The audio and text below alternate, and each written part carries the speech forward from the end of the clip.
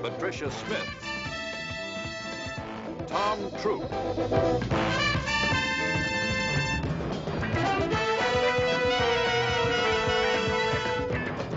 tonight's episode, most likely to succeed.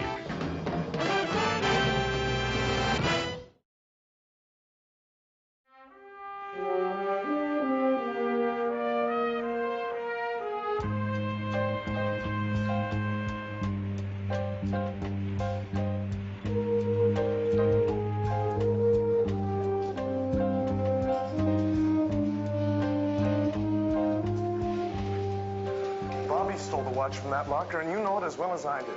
Well, prove it, Gil. That is where the democratic principle fails in practice. Why should I have to prove something we both know is true?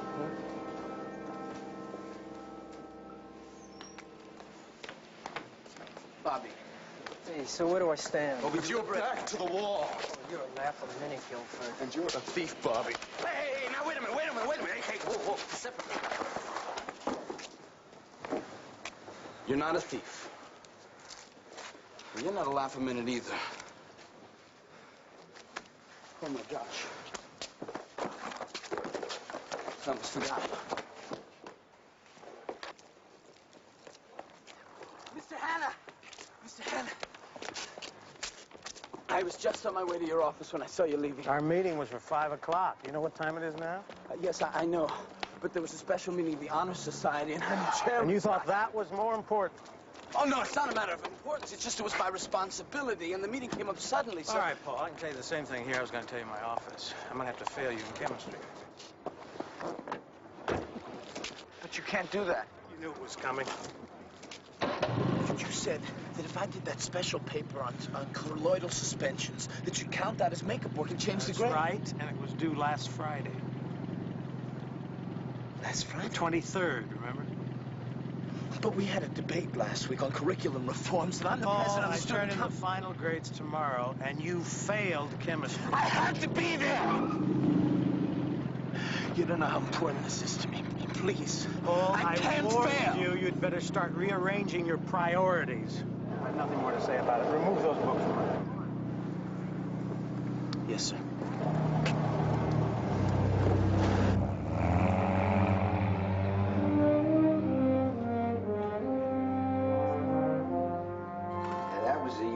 Took the cyclamate bath. The year that they discovered that cyclamates cause cancer in white mice. They took it off the market. Now they've discovered something new, that everything causes cancer in white mice. Cyclamates, tobacco, alcohol, beet juice, celery, sirloin steak, everything. Oh, Paul, by the way, I got the tickets for Boston today. We fly out 2 weeks from tomorrow and talk to the Dean of Admissions at Harvard. Dad, we mailed in the application 4 months ago. Isn't that enough? Well, it's too impersonal. I want him to meet you, get to know you. And you're not just another name on a piece of paper. All right, Dad. You know, Paul, with your record, with your grades, you should be a shoo-in, but it doesn't hurt to cover all the bases. Like Newt Rockney said, winning isn't everything, but losing isn't anything. I think it was Vince Lombardi. Well, it doesn't matter who said it. The fact is, it's the truth. Oh, Paul, you need any help with that extra credit project that you're doing for chemistry? No, I handed it in on Friday. Thank you. Well, I thought you were going to let me look at it first. Sometimes you want to do something by yourself without everybody looking over your shoulder, you know?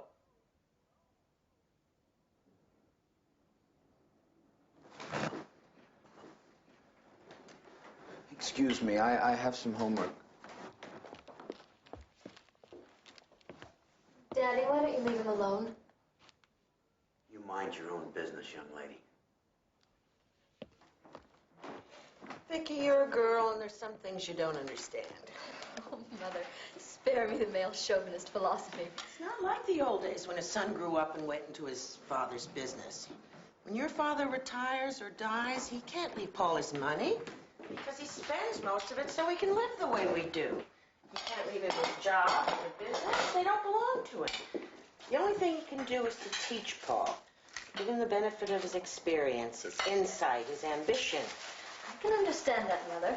Even if I am just a girl. It's that he never lets up on Paul. He feels he has only so much time and he wants to make the most of it. Children have grown up and gone so quickly. No, I'm not gone, Mother. I know, dear. And you're not grown up either. Paul, now look, I know you're under a lot of pressure at school. I'm sorry, Dad. Don't apologize. Learn from it. Now, your feelings, too often, you let them get the best of you. You got to learn to control them and not let them control you. You understand? Yes, sir. I knew you would. You got a good mind. You're bright, sharp, quick. I'm proud of you, son. Look, I have some news that might make you feel a bit better. One of my bosses, Karl, he's a senior vice president. He's in town this week, and he just happens to be on the board of overseers at Harvard. Got a lot of clout. I talked to him about you, and he wants to see you in my office at 4 o'clock, day after tomorrow. Couldn't we do it some other time? Well, he's on a flying trip. He's only going to be here a couple of more days. A letter of recommendation from Max is all you need. I think it'll take a little more than that. Now, look, you take care of the schoolwork. You let me handle the politics, okay? Dad, please, I don't want to see him or anybody else right now. I'm sorry. I want you to pull yourself together, Paul, and get ready for that meeting the day after tomorrow.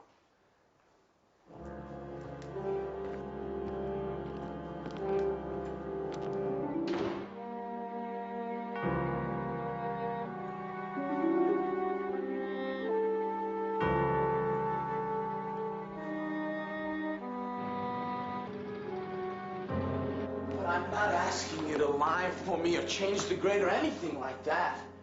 Just say that owing to special circumstances, that you're not going to give me a grade at all. And what are the special circumstances?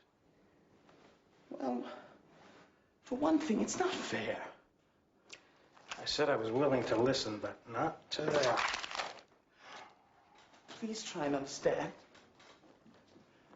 I'm supposed to go to Harvard next year.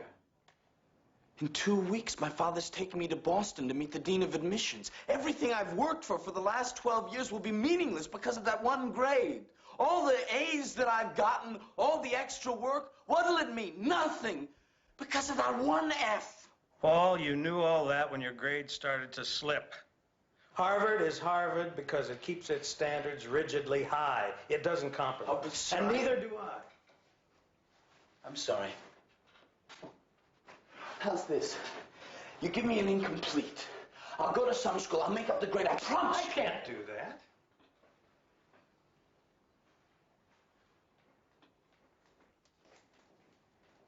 I'm not asking you just for me. It's important to my father, my whole family. Well, I'm sure they'll understand if you'll just... No, they won't. My whole life for one stinking, lousy grade. Is it that important to you? I think you better leave, Paul.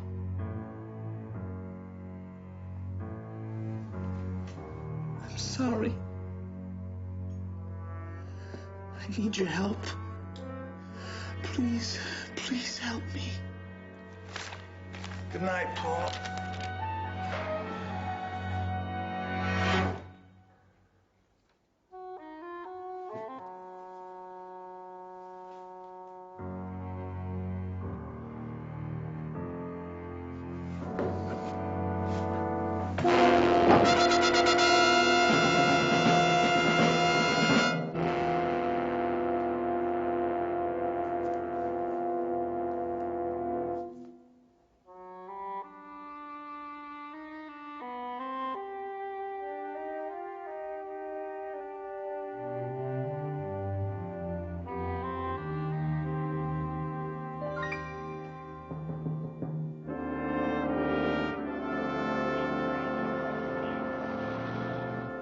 Just give him a hand in there, will you? No, If you prefer, I can come back later and ask you these questions. No, I'd rather do it now if it'll help. All right. Do you remember what time it was when you left the house? I don't remember. I think... picked her up around 6. Was your husband expecting anyone?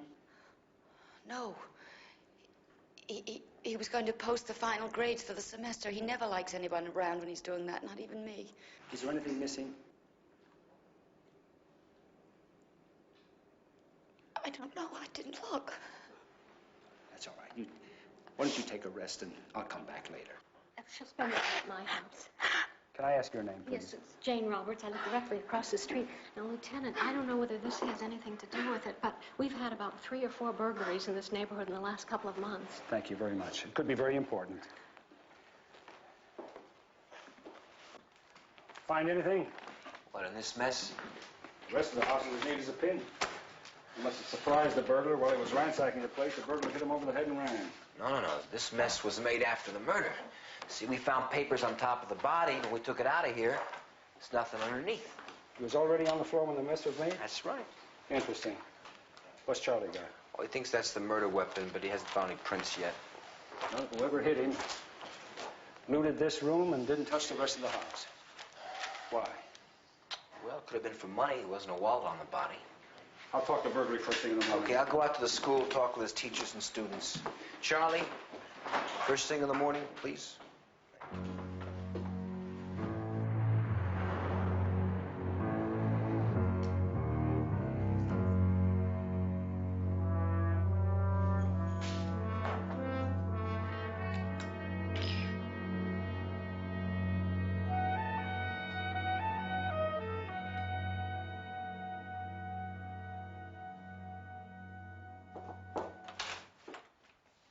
You busy?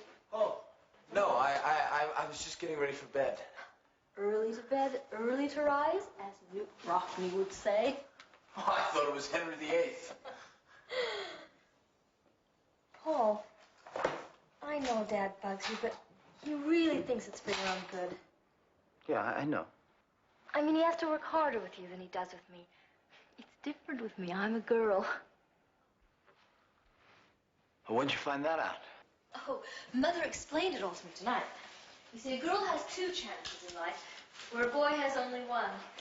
If a girl can't be a success, she can marry a success. If a boy can't be a success, then right away he's a failure. You understand? Yes. I hope you don't mind. I'm really kind of tired. You look tired. Things really that bad. Not bad enough for the bridge. Good night, Superboy. Good night.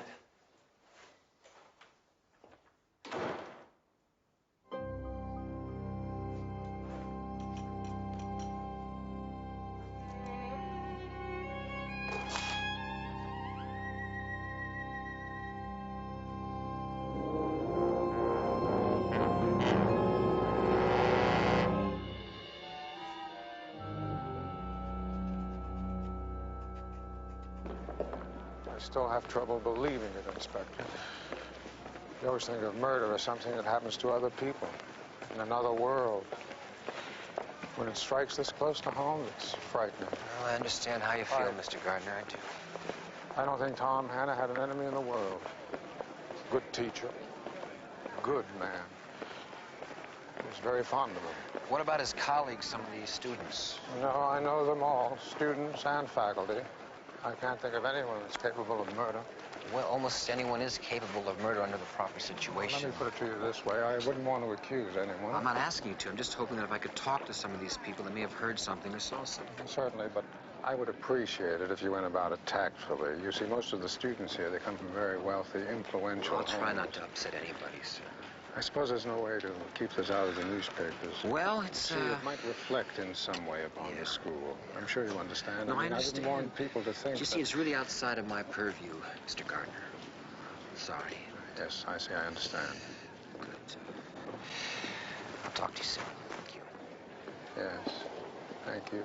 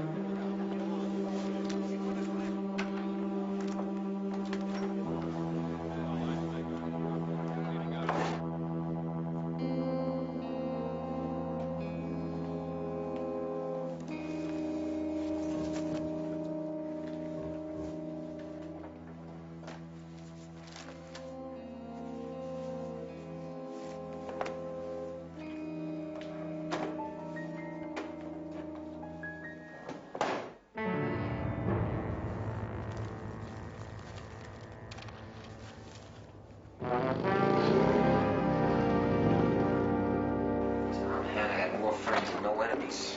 I just picked this up from burglary. 5 in that neighborhood in the last 3 months, all by the same man. You sure? Yeah, they caught him 3 days ago. He confessed. Days before Hannah got murdered. Well, I guess there's more than one burglar in town. Yeah, Mrs. Hannah said she'd give us a list of things that are missing. If anything. We'll pick them up first thing in the morning.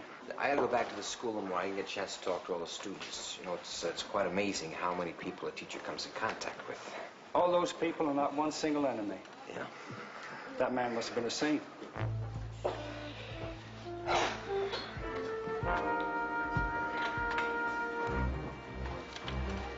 Hear what happened? Yeah. You talked to the fuzz yet? What do you mean? Well, there's a cop here asking questions. He's been talking to the teachers, but he's supposed to come back tomorrow and question some of Hannah's students. Oh? What do they ask? You know, did you like him? Did you know him? Did you kill him? That kind of stuff. It's too bad. Mr. Hannah was a nice guy. Yeah, he was a great guy. You bloody hypocrites. A week ago, you were standing there putting a knock on him, and all of a sudden, he's a great guy. When are you going to learn to shut up? He was a creep then, he's a creep now. Mr. Hannah was a good man. He was a teacher, and now he's a dead teacher. And as far as I'm concerned, a teacher is a teacher is a teacher. And a thief is a thief is a thief. Hey, what do you think that's going to prove? Nothing, but it's going to make me feel a whole lot better. Okay.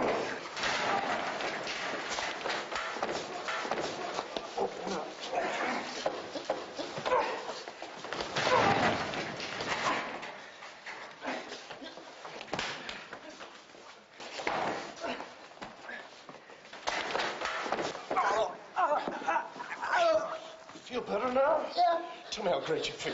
Great. I feel just great. You ever try that again and I'll break your arm.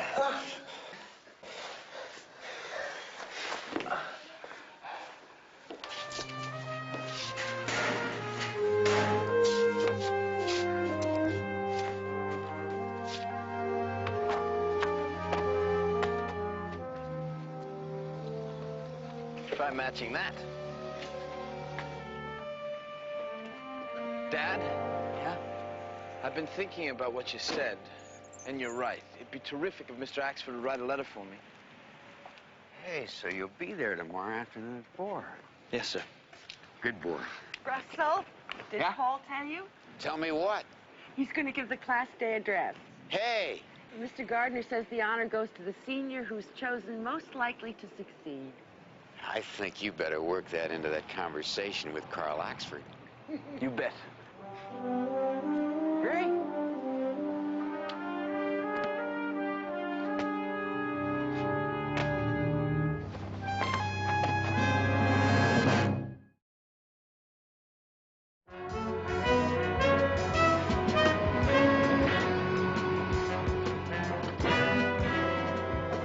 Lieutenant, I looked through the whole house.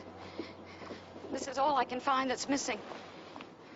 The second list is students who were here Thursday. We had an open house. Wallet, watch, pen. The pen was gold, and his name was engraved on it. It was a gift from the graduating class 2 years ago. You know how much money was in the wallet, ma'am? He gave me some money before I left the house. And he said that only left him $8 for the week. I said I'd have to raise his allowance. Are you sure this is all that's missing? I think so. Okay, ma'am. Thank you very much. Appreciate it. When you're looking for something that isn't there, it's like looking for shadows. I couldn't find his favorite pipe, and I almost put that on the list. And a glass paperweight that he used to have. And then I remembered he broke it 3 weeks ago. His grade book is probably still at the school. I'm sorry, I'm afraid I'm not much help. Well, that's all right, ma'am. Every little bit helps.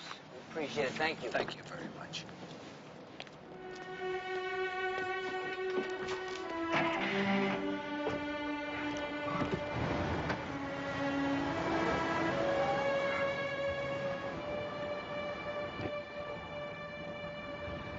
Mr. Hannah was tough. Really tough. What does that mean? Well, if he asked you to do something, then you'd better do it. No excuses. He was tough, but he was fair. Do you know of anyone who didn't think he was fair? Bobby Tilton, but That's nothing new. Bobby's the only guy in school who failed lunch period 2 years in a row. Lunch?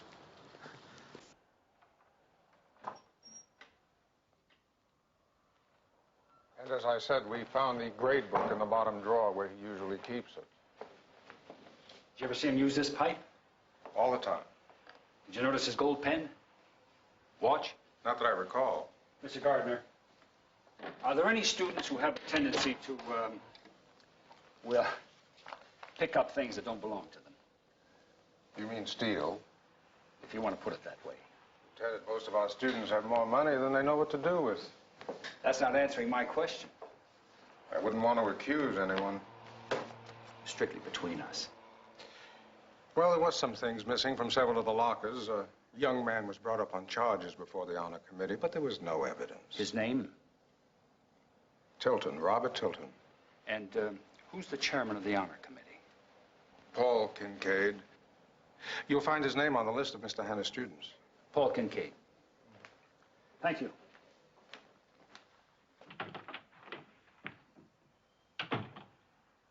Well, I think that's about all I can tell you about Mr. Hanna. He was a good teacher, though. All right, what about Robert Tilton? Bobby? Yeah. You think that Bobby had something to do with this? No, we just heard that he was brought up by the honor committee for stealing something, that's all. Oh, yeah, but there was no proof. And anyway, I don't want to say anything about him. I like him. Well, I understand him anyway. What do you mean you understand him? His father is very successful. His mother is very social, so they're not around a lot. In fact, Bobby has no home life to speak of. I mean, if his father wants to give him something that he needs, he just writes a check, as if that fulfills his paternal duties. But what Bobby needs, no signature can supply. Talking like attention, affection? Yes, exactly. Yeah. So what does he do? He steals something, nothing big, a watch maybe, a pen. It's not that he feels he should have these things or that he needs them. It's that he wants attention. Huh. Was he prone to violence? I mean, does he pick fights? Is he a bully? The only fights he picks, he loses. The damage he does is to himself. Listen, I'm late for class. I hope you won't... No, Paul, thank you very much for your time. Thank you. Sure.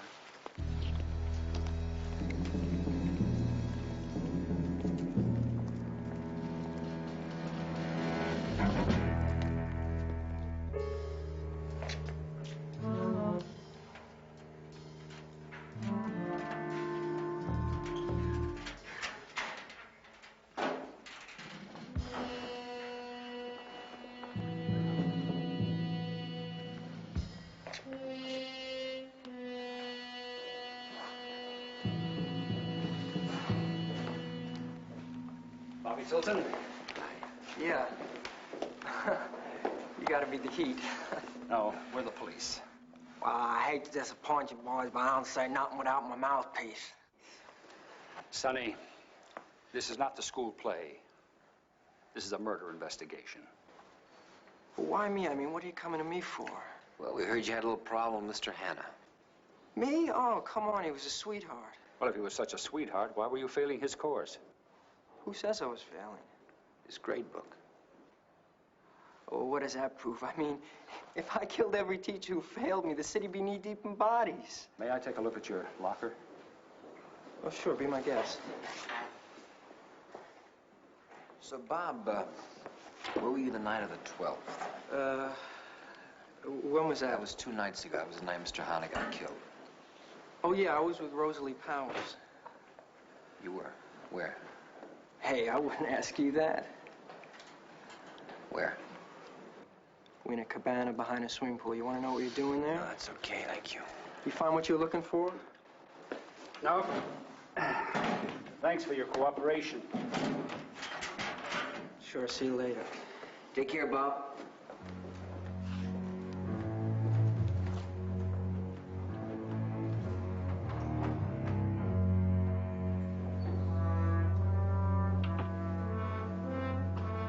To Tom Hanna, our thanks, class of 73. What have you got against women's lib? Nothing. I just think it's something you do after you can afford a full-time maid. That sounds like something Daddy would say. As a matter of fact, he did. Mother, you are hopelessly tied to your kitchen. Which is lucky for you, or you'd have been fixing your own meals for the last 20 years. I did manage somehow. Darling, until you were 11, you couldn't manage to tie your own shoelaces. Harvard, here we come. Did Mr. Axford interview Paul? Oh, not on your life. Paul Kincaid interviewed Carl Axford, and it was something to behold. Tell your mother. Come on, tell your mother. It was nothing. He exaggerates. If you're not going to tell her, I will. You know, Axe comes into the office, and he's expecting to meet, well, just another kid. Paul, it's for you. Well, you know Axe. He's coming. Hello. Oh, hi, Bobby. How are you? Good. He figured to give the kid No, I can't right now. 3 to 5 minutes of his precious time. And he's going to pat him on the back. He's going to hit him with one of the old cliches. No, like, I don't know anything about that. Give him all you got, prevail against the odds, that sort of thing. No Okay. sooner had he come into the room. Where? Paul puts him on the defensive. He punches him in the old I'll be there as soon as I can. button, and Axe rises to the bait. Well, Paul had all the facts and figures, and poor Axe didn't have a chance. Hey, Paul, come here a second. Paul?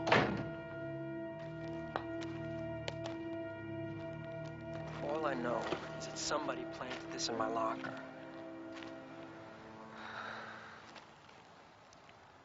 Could it have been a practical joke? Practical joke? It's not too funny. Man, I'm scared. Oh, look, I hate to ask this of you, but you're the only guy in that school I can talk to. You gotta help me find who did it. Okay, I'll try. I don't know if I can help you, but I'd get some rest and try to relax. And I wouldn't speak to anybody about this if I were you, okay? Come on, let's walk over here. I don't know why I'm the only suspect anyway. I mean, I'm not the only guy who was failing his course. If that was the only motive, you could have done it yourself. What do you mean? You were failing his course, too. How can you say that? You don't know anything about that. I happen to have a 3.9 average. 3.9 average? Who are you kidding? It's all in the grade book. I saw it 2 weeks ago. I sneaked into his office and looked just to see how bad I was doing. And I was doing pretty bad.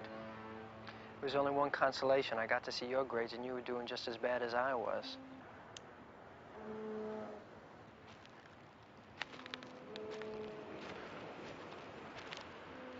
Did you tell the police this? Tell the police? I didn't tell the police anything. I was too busy thinking about this. Good. Yeah, that's good. Wait a minute. If the police did see that grade book, why didn't they know you were failing? Because I wasn't.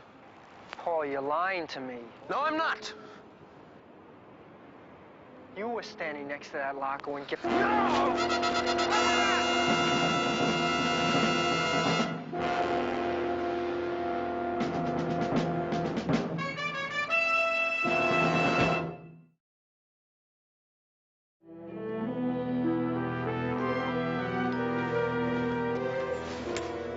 I want the doctor that examines him to examine those bruises carefully. I want to know whether they were caused by the fall. Photograph that area back there, will you?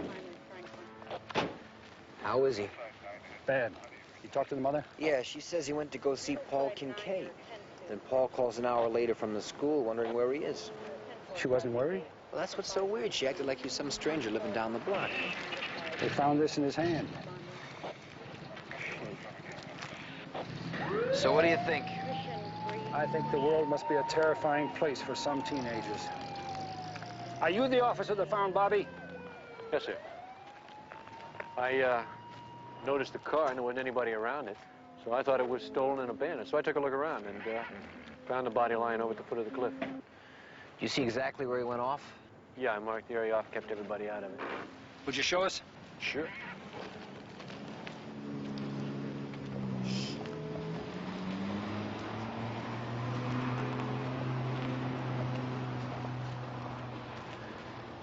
It's kind of hard to tell if there was a struggle. Yeah. How do you know this is the place he fell from? He had tennis shoes on. I looked around till I found his footprints up here. Wait a minute, there's a hard-soled shoe there with a rubber heel. Right there. I Had the same thing over here. How do you know they were both up here at the same time? See if you can find a print with the tennis shoes on top of the hard sole shoe. Got it. Right over there. Look at this. Here's a hard sole covering the tennis shoe. That's it. They're both here at the same time. It's a hell of a job investigating, officer. You ever think about becoming a plainclothesman? Gonna keep my horse? Forget it. Pass. So Bobby went to see Paul Kincaid at the school, but he never got there. He stopped here first. Well, what was he meeting Kincaid for? Let's go ask him.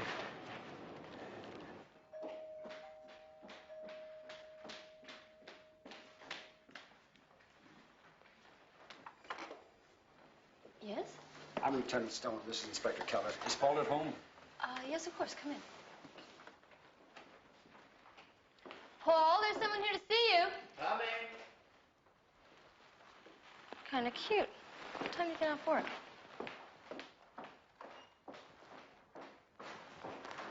Women slim. Nah. If she were really liberated, she would have waited for an answer. Hello, Inspector. Paul, how you doing? This is Lieutenant Stone, Paul Kincaid. Bless sir. Were you supposed to meet Robert Tilton after school today? Yes, I was, but he never showed up. Yeah, he had an accident. Oh, no. Oh, you know, it was bound to happen sooner or later. Was it a car accident? The way he drove that little car of his...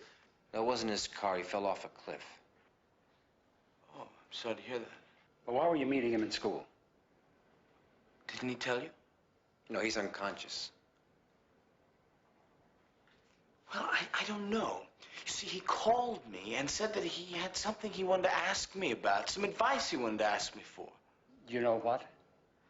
No, I'm sorry. He didn't tell me. He was kind of shrouded in mystery when I spoke to him. Well, did he say something about meeting somebody else before coming to school? Well, if he did, I don't remember it. I'm sorry I'm not of much help. That's all right, son. Okay, Paul, thank you. Do you think Bobby Tilton will be all right? Yeah, if he makes it through tonight, he should be okay. Oh, that's great.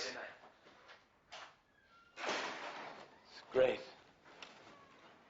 Wonderful, marvelous, terrific. Best news I've had all day. Paul? What did they want? What? Oh, Paul, what's the matter? Oh, Bobby Tilton had an accident. Was he all right? Yeah. He'll be all right.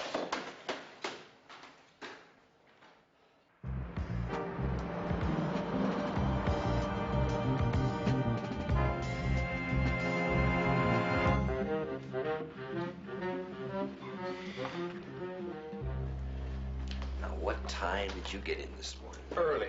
Another cup of coffee? Yeah, lots of cream. I got a call from Peterson this morning in burglary. They found these 2 blocks from Hannah's home. Behind the garage. Any money in it? Yeah. $8, everything that was there. Guess that rules out burglary, huh? Yeah. Come in here. Let me bounce this off. Tom Hannah came home around 5. He and his wife had an early dinner because she had a meeting with the faculty wives. Tom Hannah stayed home to compile the final grades. Somewhere between 6 and 7, someone came to the Hannah home.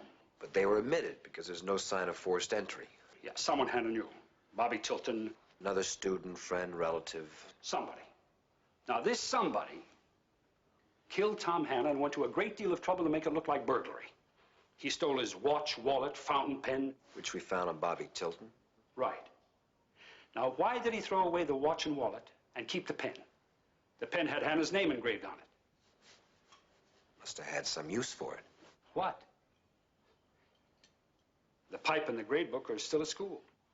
Now, wait a minute. Mrs. Hannah went away to a meeting. Mr. Hannah stayed home to do the grades. But how could he do it if he didn't have a grade book? Well, maybe he has an extra grade book. But if he doesn't, that explains the pen. Right? If you were to exchange grades, you want to have the same pen and ink. But if Bob Tilton did steal a pen, why did he give himself a failing grade?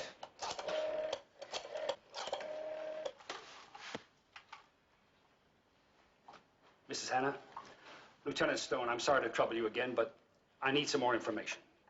Did your husband have an extra grade book at home? Well, Is there a possibility that he would know a student's grades without that grade book? Thank you. That grade book is the one and only one. Now, how did it get back to that school? Let's go find out.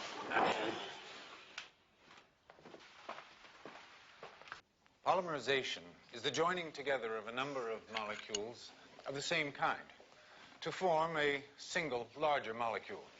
Although the new molecule is heavier, it has the same composition by weight as the original single molecules. Excuse me. May I help you? Mr. Gardner said that you had Tom Tanner's grade book. I do. Yes, somewhere here. Yes. Here it is. Yeah, I'll try to get it back to you as soon as possible. I'd appreciate it. Now, where was I? Polymerization and man-made materials. Excuse me. And where are you going, Mr. Kincaid? I'm sorry, I don't feel very well. I'll be right back. Excuse me, I'll be all right.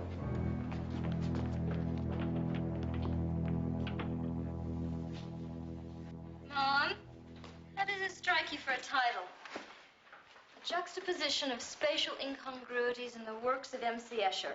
Sounds fine to me. What's it about? I don't know. I'm still trying to figure out what the title means.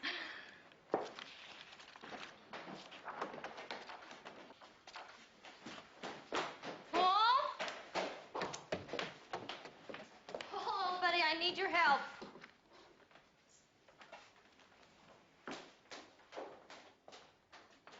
Paul, you're the brains in this family. What did...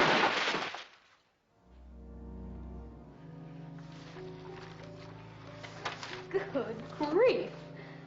Get out! Get out! What is this, a tantrum? You want to see a tantrum? I'll show you a tantrum. Here, you want more of a tantrum? Here, look at these books. Here, let me get rid of these. Shut! We got all over the place. They fun down our throat. Paul, what on earth is the matter? I'm so stupid. I'm so stupid. Don't touch me. Don't touch me. Get out of my room. Get out of my room. Paul? Get out of my room. Get out of my room. It's okay.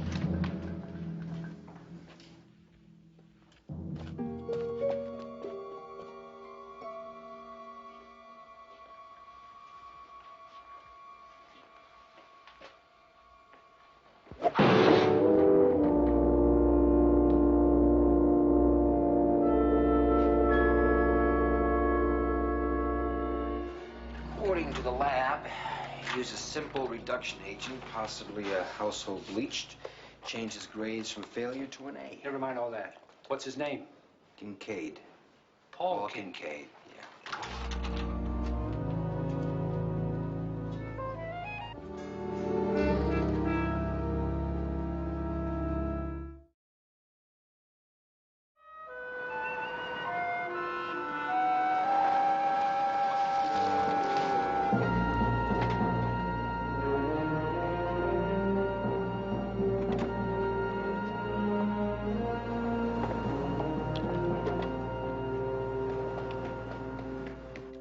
I think if I went up to talk Dad, there's something terribly wrong with Paul. All right, now what's this all He's locked himself in his room and he won't come out. All right, I'll talk to him. No, Dad, listen to me. I think he's sick. Vicky, now tell me everything that's happened. Well, I think it has something to do with Bobby Tilton's accident. Well, of course, that would upset anyone. Why can't he tell us what's wrong? I'm so frightened. All right, now calm down, both of you. He hasn't been the same since the police were here. I don't know. I think we ought to call a doctor. But Floor, he's all right. He's just a little uptight. I think it's my fault, at least partially. I've been driving him too hard.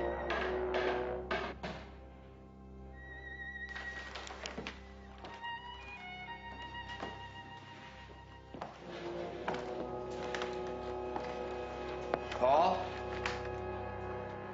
You all right, son?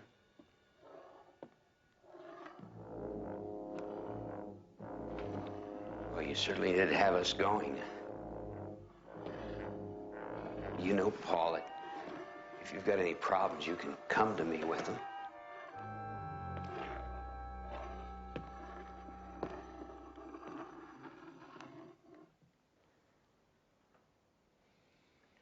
You see, I don't want you to be ashamed of me. I love you all so much. We know that you do. I don't want you to be disappointed in me. Paul. I'm sorry, Dad.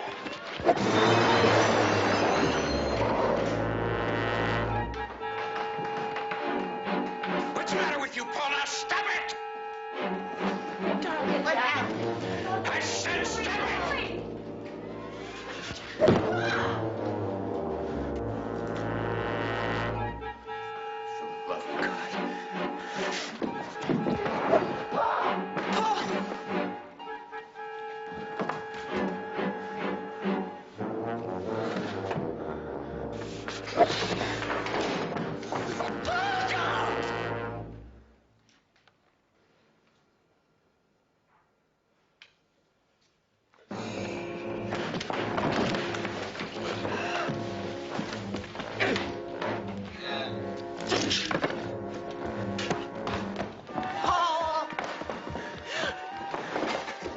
What's happened?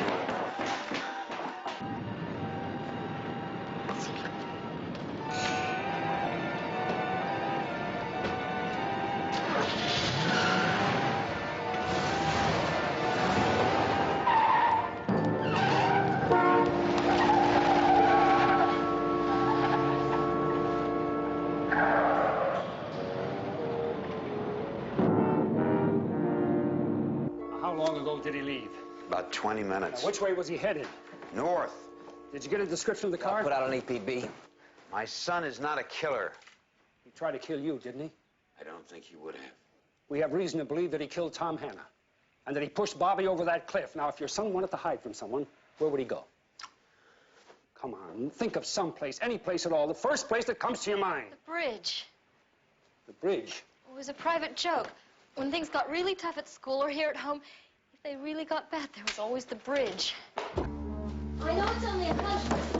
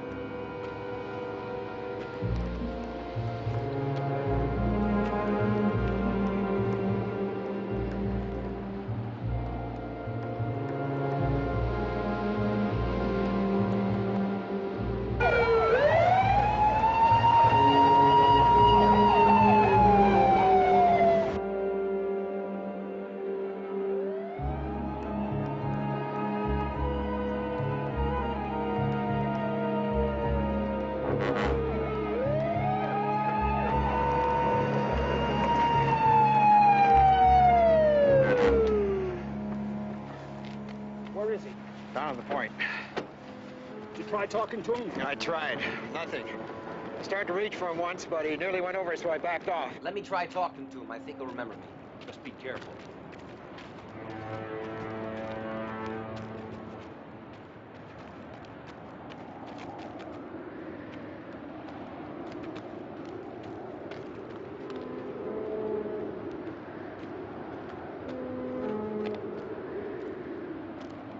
Paul?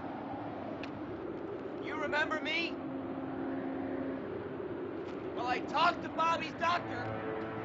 Bobby's gonna be all right.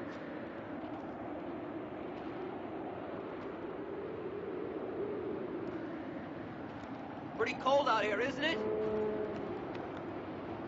You cold? You want to go inside? Someplace warm, have some coffee, talk?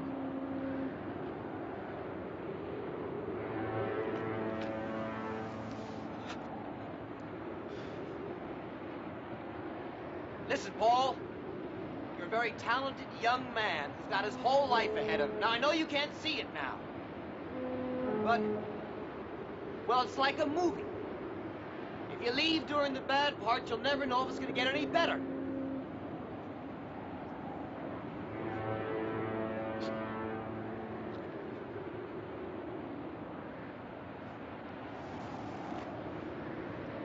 Boy, that wind cuts right through you, doesn't it?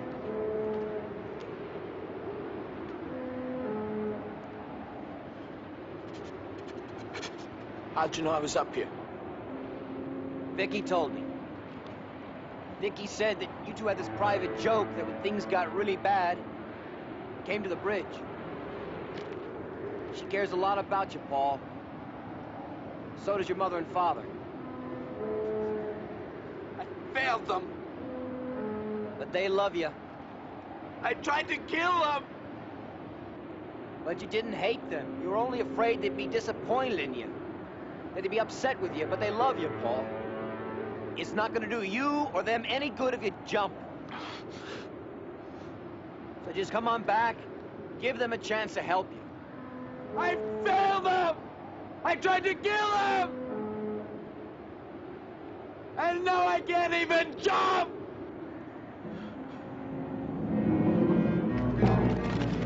It's okay. I know, Paul. I know it's gonna be all right. Get you someplace warm. Talk. Come on, Paul. It's okay. It's okay. It's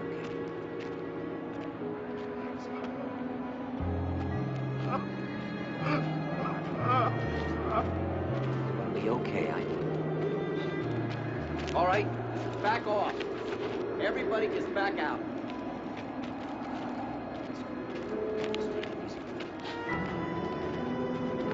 Be back up at Bryan Street in a little while.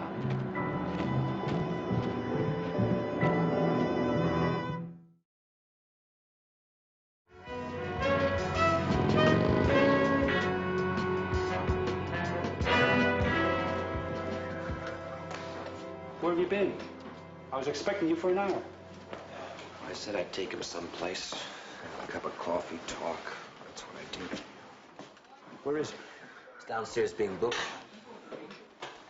Well, his father's downstairs with a lawyer. They're going to plead insanity. What do you think? Does he know the difference between right and wrong? No way, he knows exactly what he did from A to Z. He knows he was wrong. I wish his parents did. They want to know what happened, what went wrong. We gave him everything, everything. Except the right to fail.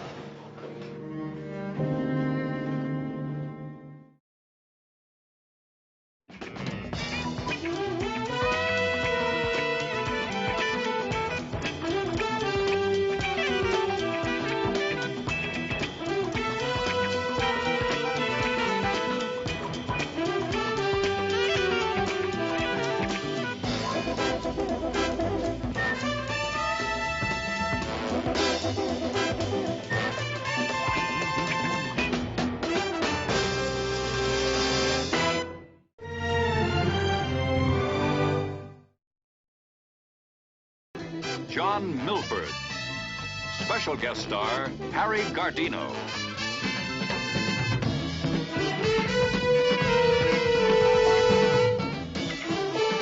Tonight's episode, Till Death Do Us Part.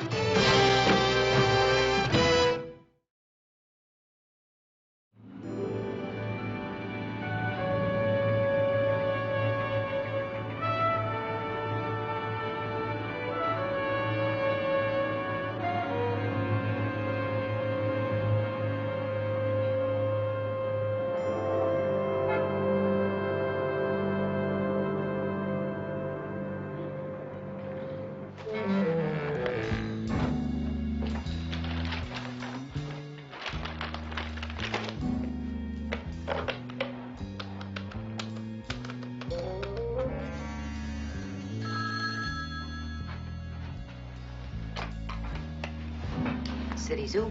Hello, Maggie. I may be home a little late, babe. I'm expecting a long-distance call from London. Yeah, you know, on that 10 units of Gemini gold bonds. Gold bonds? The Gemini issue, remember? 10 units? Well, look, honey, they may be trying to get through to me now, and I gotta hang up, okay? Maggie, I love you.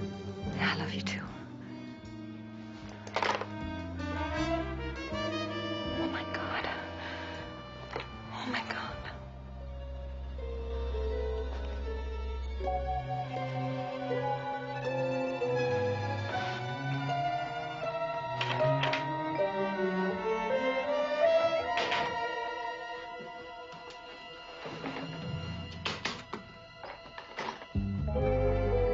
Mr. Juris.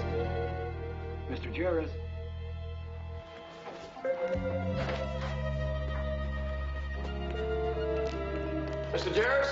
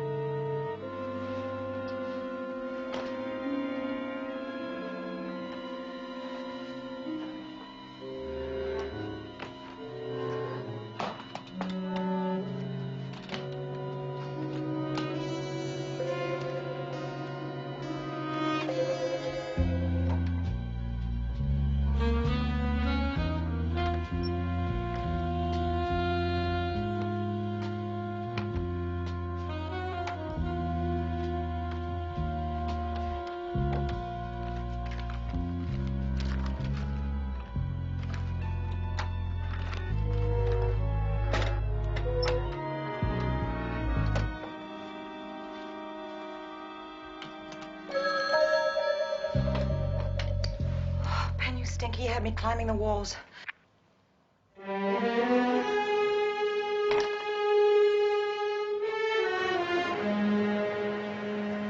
All we've got on the Chicago flight is in first class, Mrs. Weston. I'll take it. You've only got 10 minutes till takeoff. That'll get you in Chicago at 9:30.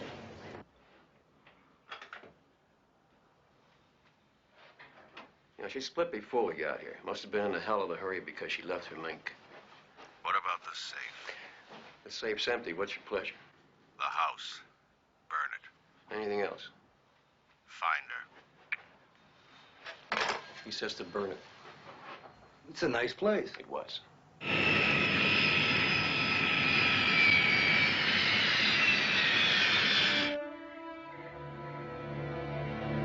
I don't know what I should tell you or what I can tell you. I just need a place to stop and get my head together. Well, you know you're always welcome here, Maggie. Can you at least tell us if my brother's all right? Marty, I can't. I don't know. I'm gonna get my pipe. I'll be right back.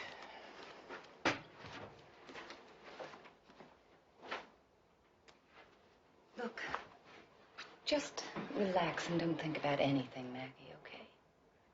Drink your coffee.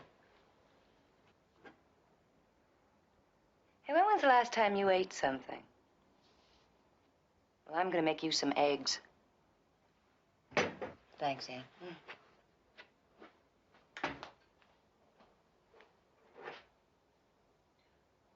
Marty?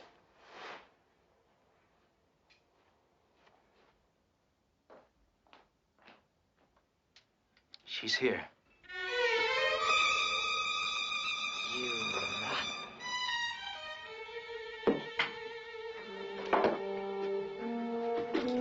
Sure. Come to Marty when you're in trouble. You and Ben live the high life. You make a fortune working with the scum, and then you come to us when it blows up in your faces. What right have you to keep Annie and I in this kind of trouble? What right?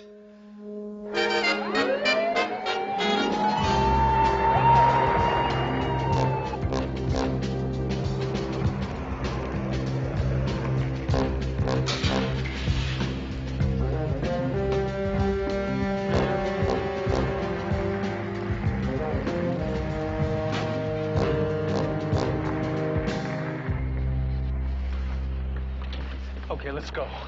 No. Come on. No! Out! No! Let's go. Get out! Let's go. You bunch of savages! Just take it easy. Come on. You take it easy. Not a cage. The wind of the world hates you pigs! I can't help it! You know, he really is crazy. Fact remains, they used this knife on a young girl tonight. Well, you get her ticketed and then book him. I know his statement's going to sound incoherent, but you take him down anyway. I'm going back upstairs and finish the paperwork.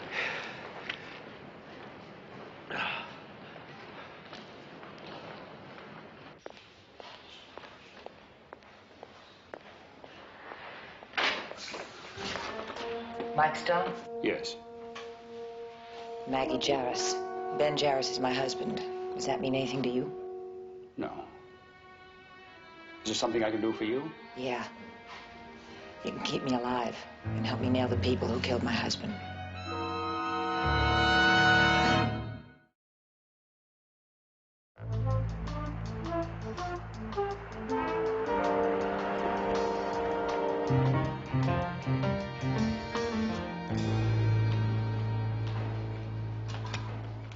Sit down. Now, where did the murder happen? Somewhere around Morristown, New Jersey. New Jersey. Don't knock it, I was born there. Now, why are you telling me this and not the New Jersey police? Because I had to run for my life. Anyway, I don't know who specifically or why. I wasn't there. Then how can you be so sure that he was killed? Because he didn't come home. He called. They had our phone tapped, you see, and we had a code worked out. The key words were gold bonds.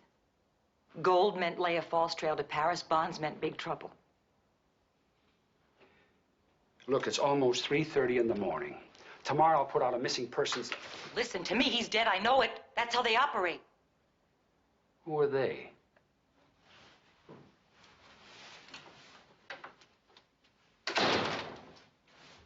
The gangsters my husband works for. I mean, you know how organized crime deals with employees who goof.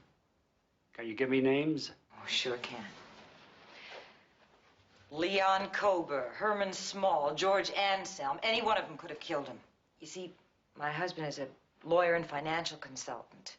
He invests money for people who get it from gambling, prostitution, counterfeiting. If it's illegal, you name it, they're in it. He must have made a mistake of some kind. And for that they wanted to kill you? Lieutenant, I'm not paranoid and I'm not punchy. I'm in trouble because I was Ben's private secretary. I know too much. Believe what I tell you. Okay. About a year ago, you got a package in the mail with $25,000 in it, right? Go on. The package was followed by a phone call inviting you to spend the money and lay off a dope dealer named Fred Charney. Instead of which you turned it in and arrested him. Correct so far? So far. Then they tried to threaten you and bust you up. Now, although you're still poor, you're also still walking around. That marked you heavy and honest for the people Ben works with, and they backed off. That's why I thought I could trust you. Why I'm here. I'm not saying there aren't honest cops around. I just wasn't sure of anybody else. Kerlox, I'm sorry, I didn't know you had That's all somebody right. here. Come on in. This is my partner, Dan Robbins, and this is Mrs. McCluskey. Well, if we're going to be any help to you, you're going to have to trust us, both of us. I don't have any reason to trust him. Not with my life. I trust him with mine. Okay, maybe I am getting a little paranoid. Well, she believes that her husband was murdered and that her own life is in jeopardy. And her name is Jarris, Mrs. Jarris. And he thinks I'm a cuckoo who's dishing out some of the old magoo to get a little attention. I'm not. In the last 4 years, my husband has laundered and invested over $640 million in racket money. 640 million. Give or take a few $100,000. Guess now you don't know whether to send for the Marines or a couple of guys in white coats. Look, why don't we quit dancing and let me prove I'm worth saving? Now, wait, now look, I called and I told you that she was here, right? Now, why wouldn't I tell you where she went if I knew? Yeah. I guess you would have told us right now, right? Yeah. She just grabbed her suitcase and ran out. Well, it's the truth. We don't know where she went. Well, I guess I have to apologize for the inconvenience I've caused both of you and ask you to take us both to the airport. Well, sure. I'll take you. Both of you. Well, what does my wife have to go? Both of you. What else do you know about Ray Andridge? Friend of yours, used to be a DA, now works sub rosa as a special prosecutor, investigating corporate cover-ups for organized crime on the West Coast. Well, he won't admit it. And he's not going to like having to change the combination on his office safe either.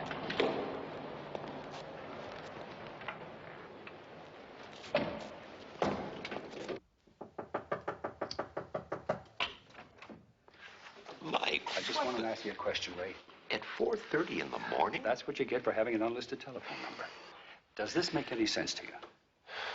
16 left, twice around to 38, then back to 0. Where did you get that? Your office safe.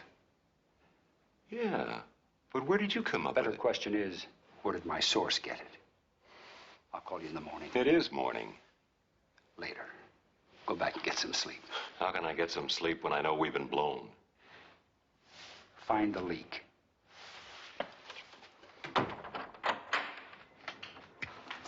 Well, here we are. This is my house. On this shorter notice, it's the only place I knew that was safe. Okay with you? I don't do windows or ironing. Mrs. Jarrett, how did you know that combination? Ben made it a habit to listen, pick up pieces of information we could use if we had to prove our credibility quick. Well, you proved it by me. I'll get things started first thing in the morning. Good night. Yeah, good night.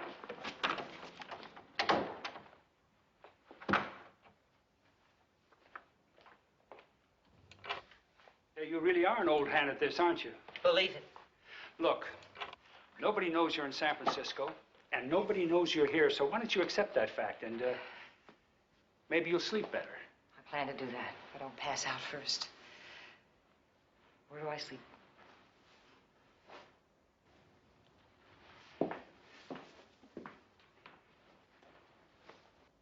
Thanks, Mike.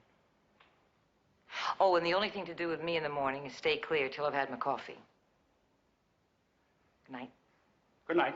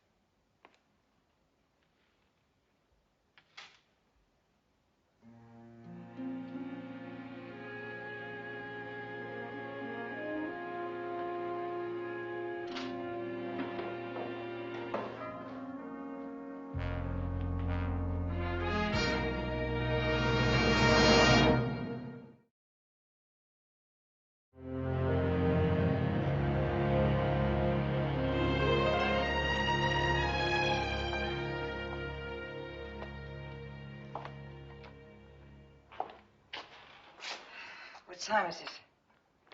7:30. 7:30. You get any sleep? Enough? Juice?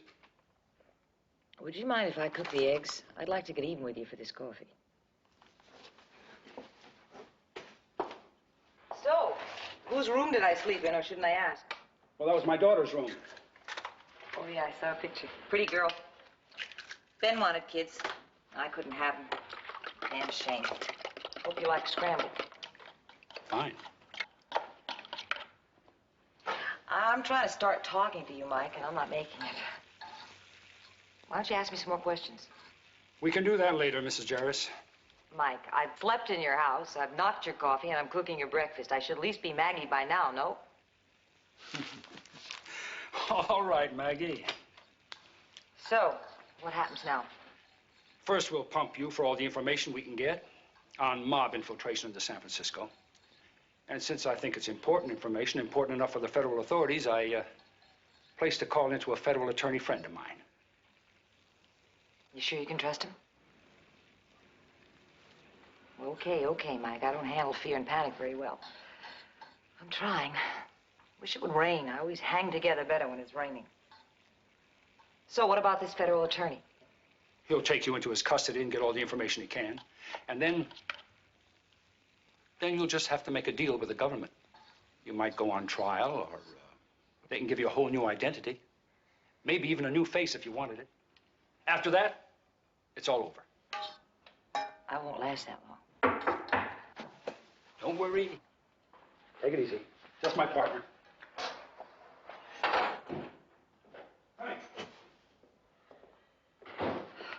Morning, Mrs. Jarvis. Maggie. Maggie. What did you find out? I woke Crowley up. Who's Crowley? Well, he's head of our organized crime and intelligence unit. He met me at the office, and we made our connection through OC&I, as you suggested. Mike, maybe we should, Oh, no, wait a minute. I'm a big girl. Frightened, but all grown up. Whatever you found out, I want to hear it. There's an all points out in Jersey for Maggie and her husband. What's the charge? Nothing. Both their house and office were torched. Completely gutted. Oh, my God. And what word have you got on Ben Jarvis? Nothing.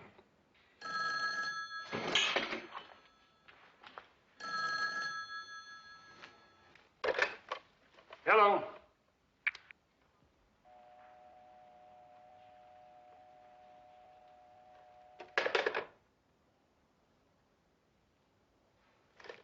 Who happened to make the call to Jersey? Crowley talked to the state police. I talked to Morristown to follow up on the fires. Well, maybe it would have been better if he had done both. Well, you wanted me here with the information by 7:45. There wasn't enough time. You get your things together. We've got to get you out of here. How could they know she was here? Well, if they had a plant in that New Jersey Police Department, it would take them 30 seconds to find out who you are, who your partner is. And since we don't belong to organized crime intelligence, well, you made the call. It's obvious. Maggie's with us. We're going to have to move her to one of our safe houses. That'll take about, 3 security units. I'll go downtown and take care of that. You keep her isolated until you hear from me. You got a beeper on you? Yeah. Good. Wait for my signal. If you got an extra deck of cards, I'd like to borrow them. Sure. Here.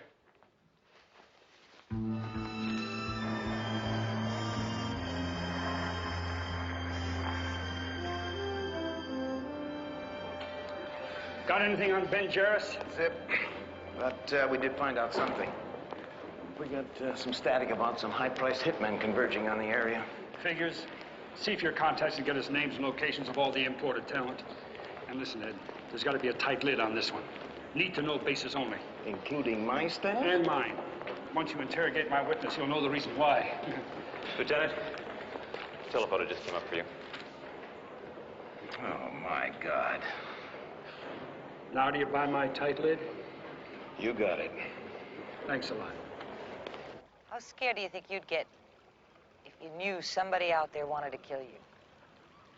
Why don't you tell me about Morristown and Ben? You trying to distract me? Yeah. Well, you picked the right thing. Ben. Went to law school, came out top 5th of his class. Somewhere along the way, he met a shy, demure loudmouth who fell crazy in love with him, seduced him, and married him. I was in show business. Wardrobe mistress, no ambition. Happy to carry a shovel and broom and follow the elephants. Then Ben came along and snatched away my unpromising career and turned me into the best-loved woman in the world. Sounds as though you don't like him much. How can you like someone who lets you do whatever you want, loves you with his whole heart, respects you enough to disagree with you, and really listens to what you say? That doesn't sound like the kind of man who spends his life working for racketeers. Why not? Ben's a good man, but he's not perfect. He makes mistakes. And he made one doozy when he went to work for them. I'd like to tell you they forced him into it, but they didn't. One day, 2 men came to his office and invited him to invest $3 million in their behalf. $3 million. The conditions told him the money was dirty, but I don't have to say any more, do I? You seduced him? Hell no. He seduced himself. He knew it, and I knew it, and we lived with it. Up until right now. Where's that boat going, do you think? It goes around the bay, and it goes around again. Dull way for the crew to make a living. Look who's talking. Nobody wants to shoot them. Now, I understand you're all here because you volunteered for hazardous duty. Or is there someone here who didn't? Good. Now, what I've got is an extremely valuable witness who needs protection. We're going to work in pairs, and this witness will be moved at irregular intervals, and you won't know where or when until the final minute, just before the move is made. Are there any questions so far? Yeah, what makes this hazardous duty, Lieutenant? Well, we've got one man missing already in Jersey, believed dead. 10 minutes ago, I got this from the Chicago Police Department. It's registered to the witness's brother-in-law. And as far as we know, the brother-in-law and his wife are missing. Now, the price on our witness's head is high enough, and I mean really high enough, to make every low-life worm and hitman try to collect it. That's why I'm calling it hazardous duty. It really is, fellas. Are there any other questions? All right, that's it then. You're all on standby. After my first day in the world of finance, I realized more time is spent waiting around doing nothing than working. And I figured in the last 13 years, I've won 634 hands of solitaire. Is it hands or games? Games, I think. That's Mike. Let's go.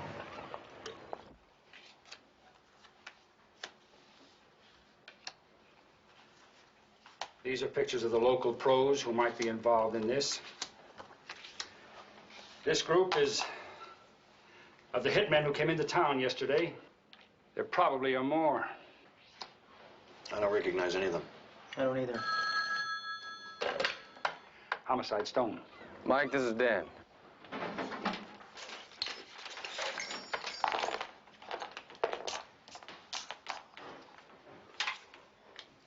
Six. I read you. That was short. All he had to do was give me a number.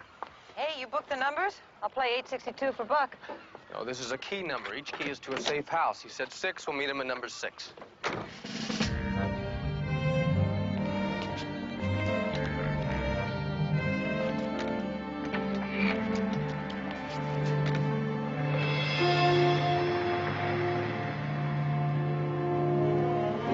Stone's the one driving.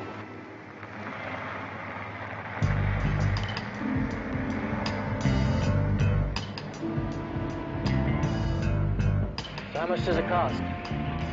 You know the bit about why Johnny can't read? That's my kid. 12 years old, reads like a second grader.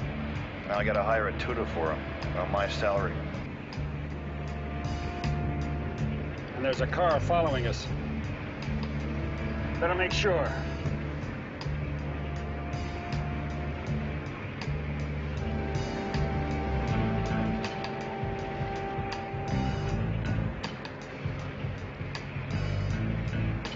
No mistake. He's still there. Inspectors 8-1 request backup unit.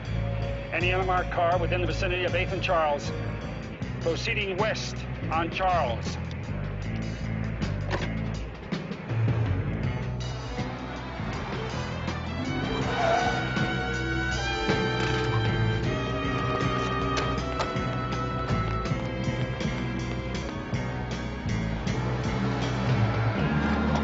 Hold it, stop! Come on! Out!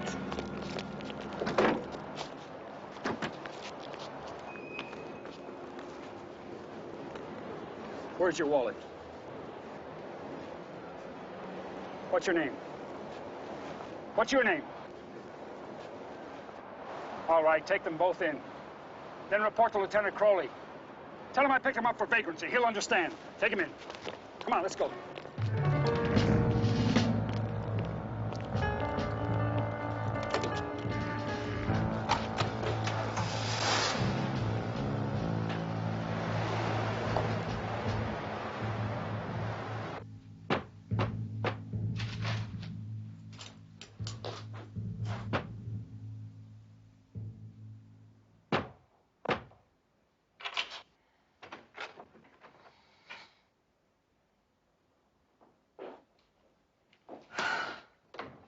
guys, could you speed it up a little between knocks? A person could faint from the suspense.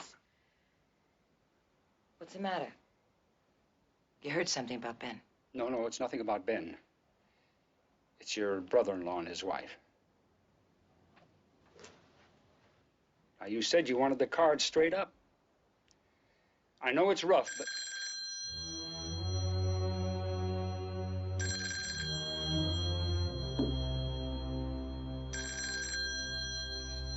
Nobody knows this number.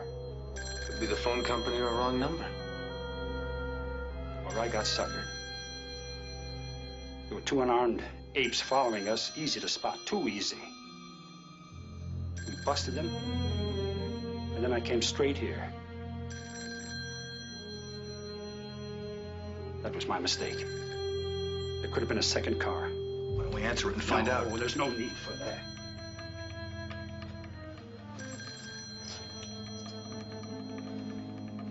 Where's your car? It's right up front. All right, you go to it. See if you can spot anyone watching the building. Then get in your car, drive it into the garage, and park it right next to mine.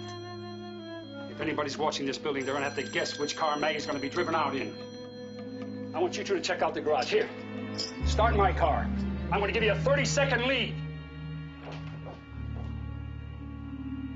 Maggie, don't you worry about a thing. You've got a small army taking care of you. Everything's gonna be all right.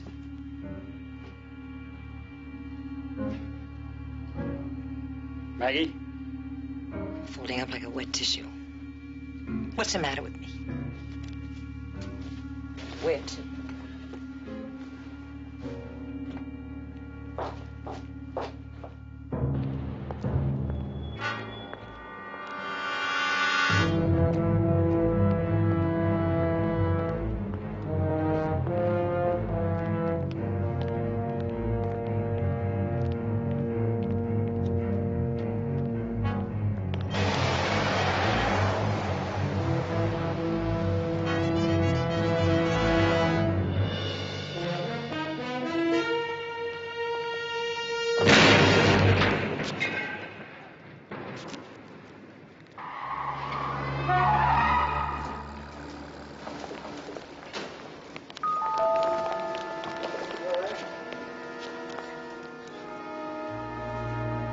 Maggie, get in.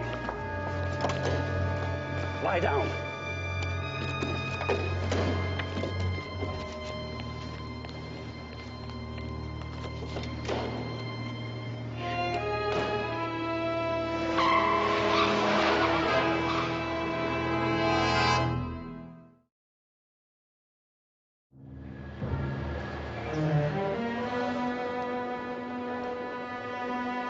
Haven's hip and shoulder are broken. Some burns, cuts, bruises. Is he gonna be all right? Yeah, Dan's on his way in. What about the bomb squad? They're already here. They figure it must have been some kind of plastic explosive. No guess yet as to how it was wired up. Well, you stay there with them. Yes, sir. Well, what are you doing here? Just thought you'd like to know, Mike. Right after I changed the combination on my safe, one of our deputy prosecutors went to lunch and never came back. We checked. He took a plane to Rio. Good. Now maybe that leak is plugged. It was worth an in-person thank you, Mike, so, thank you. Oh, Mike, do I ever get to hear more about your source? Later. Right now, I've got my witness under deep cover. Right. Excuse me. Sure. Yes. About those two, neither one of them have given us their names or even contacted their lawyers. Now, we got a make on the gray-haired one. He's Louis Pard from Newark. 9 arrests, no convictions. Here's his file. He doesn't know we know about him yet. What about the other man? Nothing. FBI came up with nothing at all. Not even a military ID. We're checking on all DMVs who require thumbprints for their driver's registration. Okay, thanks a lot, Ed. They're all yours, Mike. Homicide, Stone. Who am I talking to? Just a minute. Wait till I get a pad and pencil. All right, I'm ready. When? Who do I look for?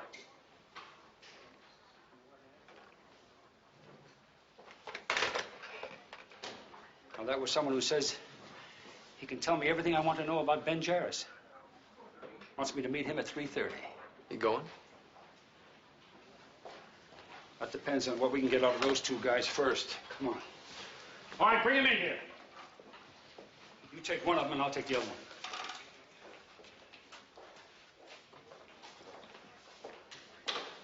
Come on, sit down.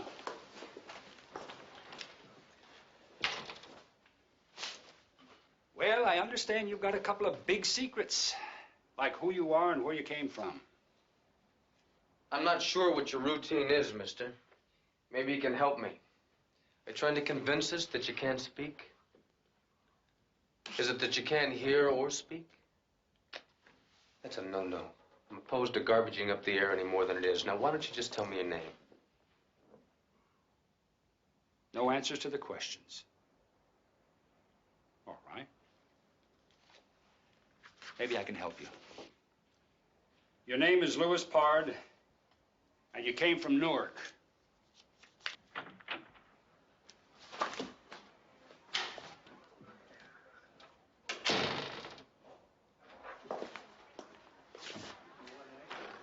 I'm getting nothing. Neither am I. What they're doing may not be so stupid, Mike. You didn't find any weapons on these guys, and we have no charge to lay against them. So unless they turn out to be wanted somewhere else, we're just going to have to turn them loose without them... Wait a minute now. Why do you say that? What are we going to hold them on? Let me ask you something. Would you consider a man who doesn't know his name mentally competent to be turned out into the street? No, I wouldn't. So what would you do? Notify the courts. Uh-huh. Now you're cooking. And the court sends him to a state hospital for observation for 30 days. No bail possible. They're off the streets under maximum security for a whole month. You know, it's the first time I've ever seen a man talk himself into a hole by not opening his mouth. Warms the cockles of your heart, doesn't it? My family wasn't that rich. We couldn't afford cockles. Oh, well, trust me. If you could have, they would have been warm. Why don't you get Sekulovich to do the paperwork on those guys? I've got to get to the parking lot. I got to pick up Crowley. I'll meet you there. Okay.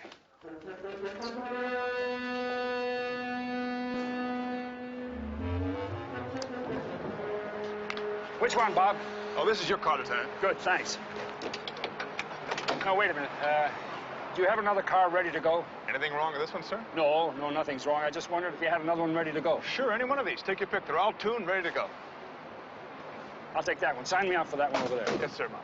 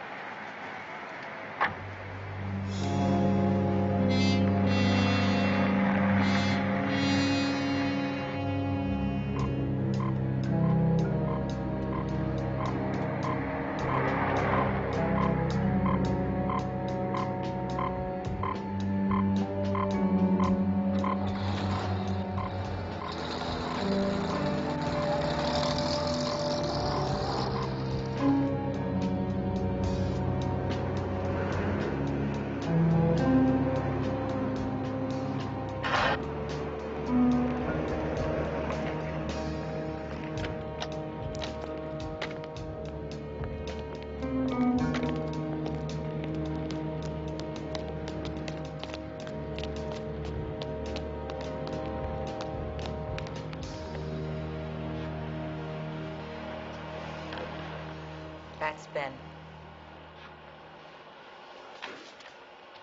George Anselm. He's a lawyer from Rhode Island, an expert on foreign exchange agreements.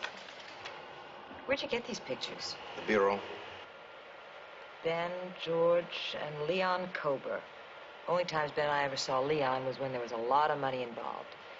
Never less than $3 million. Remember I was telling you about the Tevrex Corporation on Market Street? Well, they launder all their money out there. That's the man who runs the whole shebang, and I can prove it. How? Copies of contracts, deed transfers, checks. I've got it all on slides, copies of every document we ever handled. Ben took the pictures and developed them himself.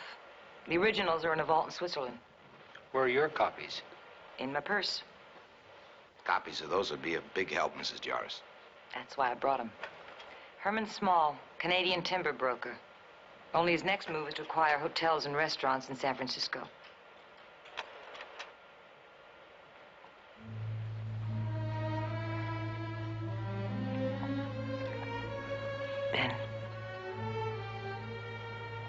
Val Williams, his mistress. He was feeling real good that day. Told me the deal he had just closed made the two of us worth a cool $500,000. That's $500,000 the hard way.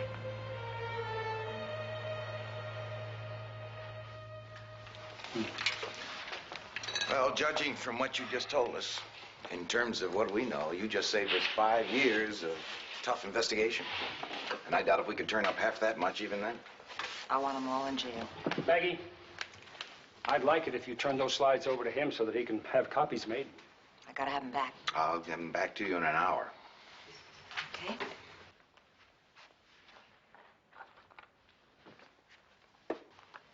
I thank you. Maggie, I talked to my federal attorney friend, and he said he's flying in this afternoon to take you into his custody. And he also told me that he was going to give you immunity. You must have put in a good word. Nope, I did not one word. Dan, I want you to find a payphone, call Washington, confirm the pickup arrangements for Maggie, will you? Right. Oh, and listen, while you're at it, will you check on the special units? Daniel, I wouldn't hate you if you brought back a big bottle of gin and a small bottle of vermouth.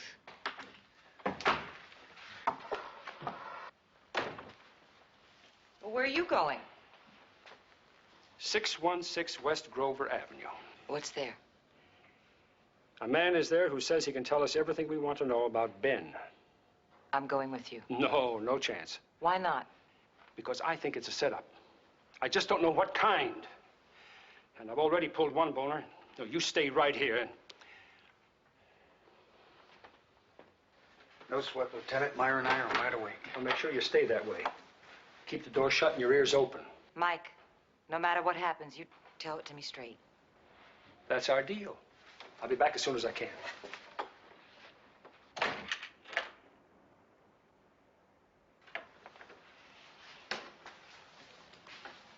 Okay, guys, which one of you is a better gin player? I am. Myra's an honest man. I cheat. Marvelous. So do I. I'll deal.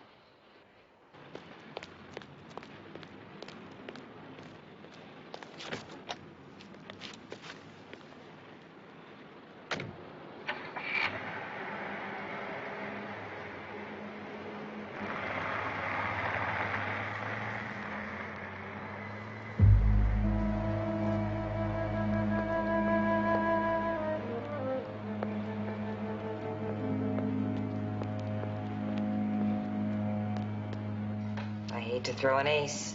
Doesn't fit my hand. Well, that's all right, Mrs. J. It doesn't fit my hand either.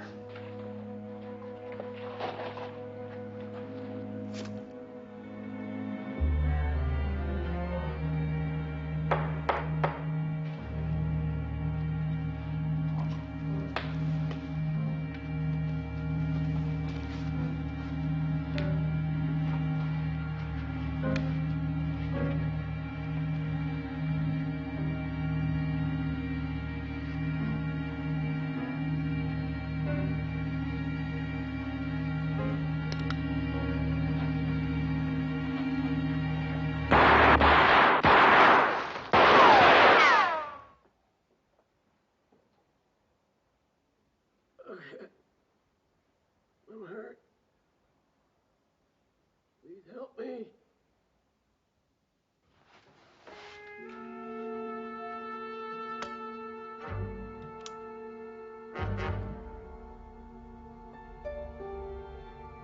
Help me.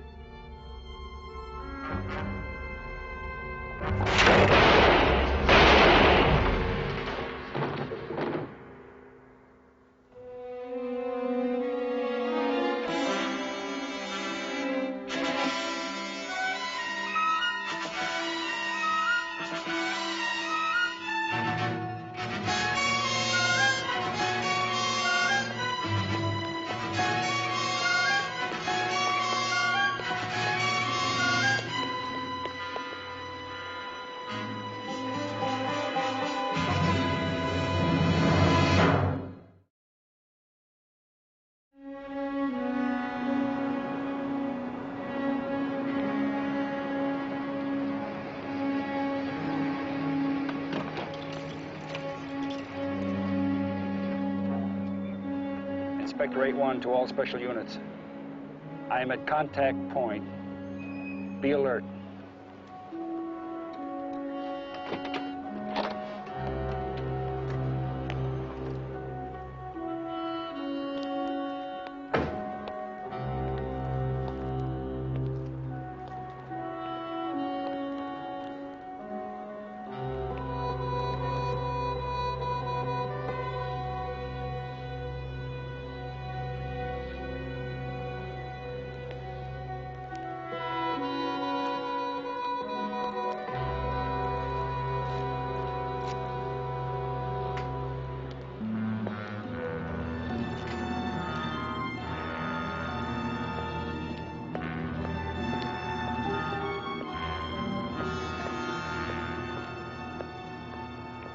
Ben Jarvis? Who are you? Mike Stone. Stone, there are 2 or 3 gunmen watching us from some of these buildings. Which ones? I don't know. You didn't even look. Am I supposed to? How's Maggie? She thinks you're dead. I am. Poor Maggie. She's probably torn to bits and scared out of her wits. No, she's holding on. Yeah, sure, cracking wise. Well, that's just the front, Lieutenant. Underneath, she's all marshmallow. How did you get to San Francisco? They brought me private plane. I don't know who the 2 men who were brought me. Do you know why? Well, in case they needed a Judas goat to get to Maggie. I'd have been dumped in a swamp if she hadn't run. That was my reprieve. There was a foul up in what should have been a pretty safe business deal. A lot of money was lost, and the whole mess came down on me, so they grabbed me. Thank God Maggie had sense enough to follow the plan. Look, we've been standing around here too long. What is it you're supposed to do? Well, either get you to bring Maggie somewhere to meet me, or get you to bring me to Maggie. They won't start shooting at you when you climb into the car? Well, that's what they said. All right, this is my car right here. Come on, let's go. No, Stone. I'm not going to lead them to Maggie. They'll kill her, too. You know what they tried to sell me? That they only wanted to get Maggie and me out of the country with a guarantee that we'd keep our mouths shut. They knew I wouldn't go for it. But they went along anyway, thinking that I'd buy some time, then try to save myself. Doesn't sound like a bad plan after all. You just do what I tell you. Come on, let's go. No. They're not going to get to her because of me. Look, I'm only here to tell you they don't know anything about the slides that Maggie has with her. What else? Also, that she should know that they've begun to divest themselves from the business, get out from under. They've even hired another lawyer from Pittsburgh to take over our job. I don't know who he is, but I do know that the last 3 digits in his phone number are 443. The only chance for you to stay alive is to do what I tell you. Now, there's no chance for me to stay alive. No chance at all. If I run... What is it? It's Maggie. Don't look now, but it's... I told you not to... Oh, my God, Maggie. Come.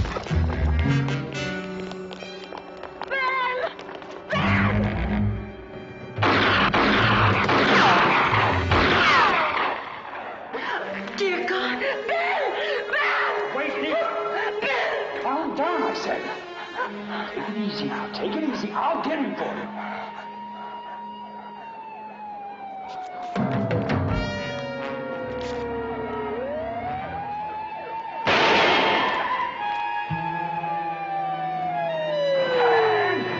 Over there!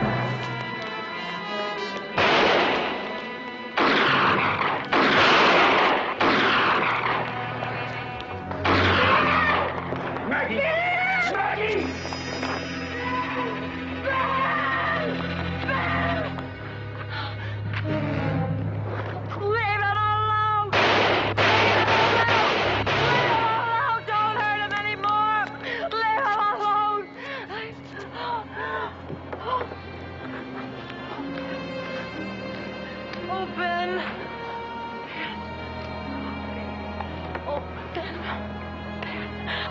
Don't leave me, please.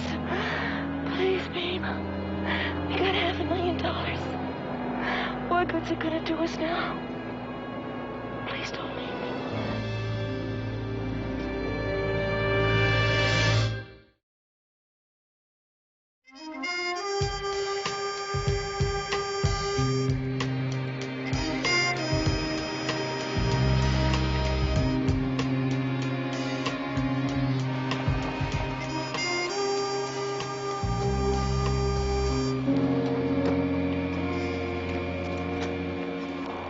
Hello, John. Mike.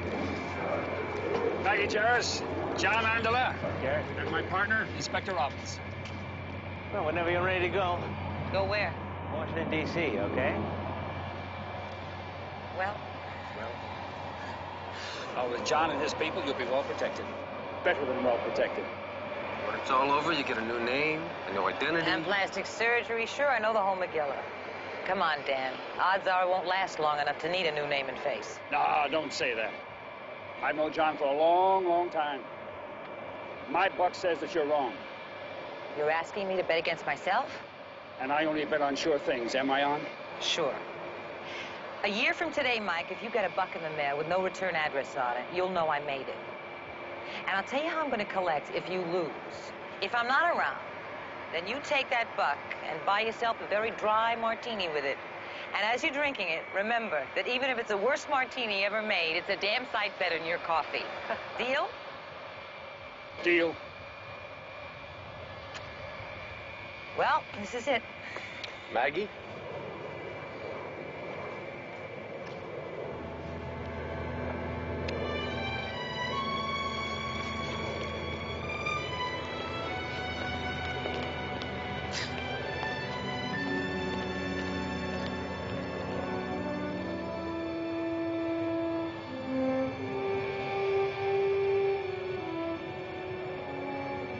Daniel, if you ever find a girl like Maggie, marry her. Good lady.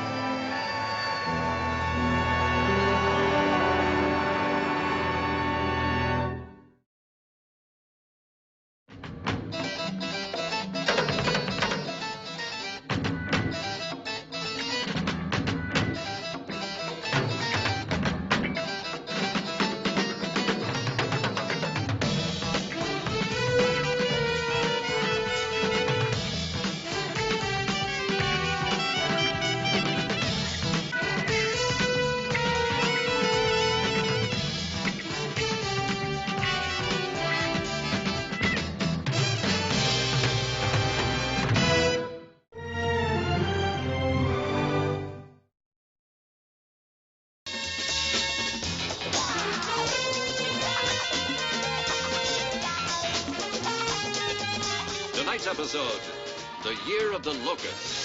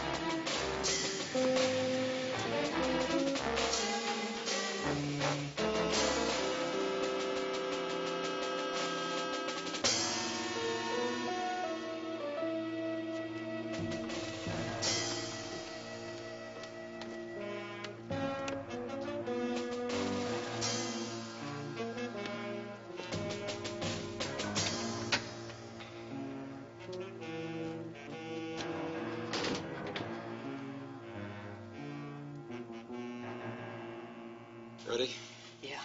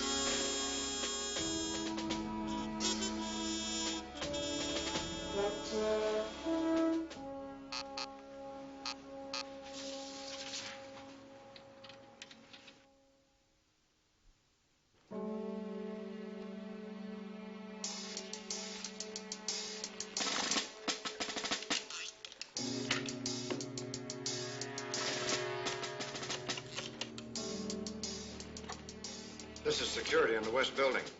The lights keep going out here. Maybe you better get the power company to check on it. Okay, I'll have a look around.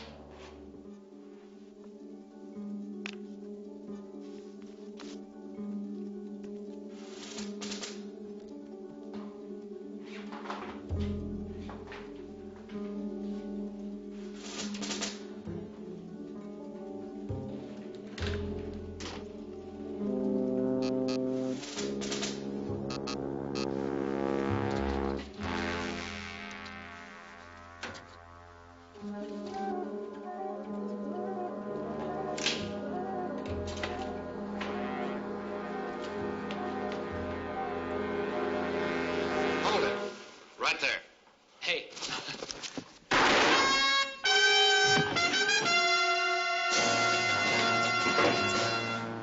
Josh. Josh, he's dead. Yeah, all right. Josh, he's dead! All right, come on. Come on, Jerry. Let's go. You can't run forever, buddy boy. Come.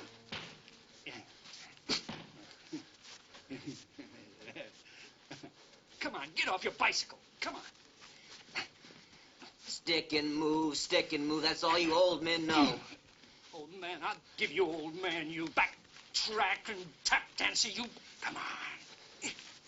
This man moves like a butterfly and stings like a bee. And runs like a rabbit, huh? Baby, this. Hey, Stone! Yeah. Telephone! Okay, Tiger. Hey. Lucky that bell rang, because I was just about ready to ring yours. What'd you do? Get someone to bail you out after 5 rounds? I'll tell you a secret. I thought of it, huh?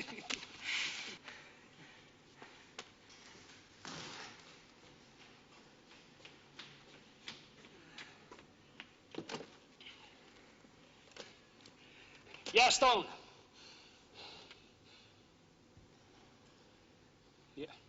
Yeah. We're coming right over. Yeah, I know where it is.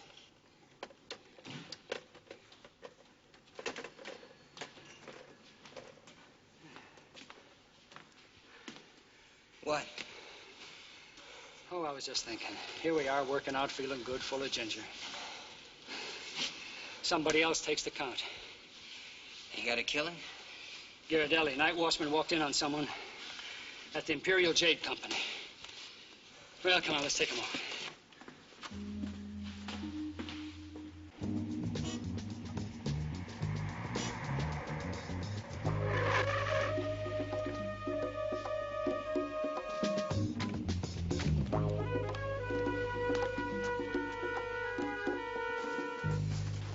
Lieutenant, Inspector, just about done with the scud work. Owner's in the office. Where's the body? Round the corner. Took a slug point blank, looks like. How'd he get in? This roof door over there. Right. Did you get the coroner? On the way. Yeah, powder burns all right. You're right, he took the shot point blank. What's the owner's name? Oh, Mr. Wu. Mr. Wu.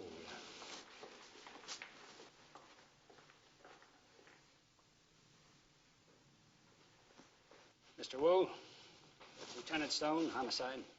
How do you do, Lieutenant? How much did they get? Over $500,000. All in jade? Yes. Well, any of it carved, traceable? It was the finest grade Imperial jade. Flown to any of the world markets. the individual pieces could be sold at full price, and there would be no way of tracing them.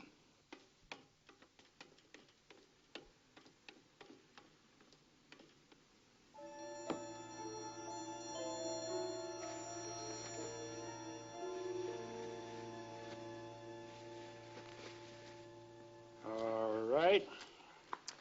The insurance company should reimburse you in full, I should think, shouldn't they? I'm sure they will. They're a very reputable firm. And so are we, Lieutenant. Oh, I know that, Mr. Wu, but every once in a while some very reputable fingers get caught in some very reputable tills. Here, if you happen to think of anything more on the shooting, there's my number. Thank you, Lieutenant.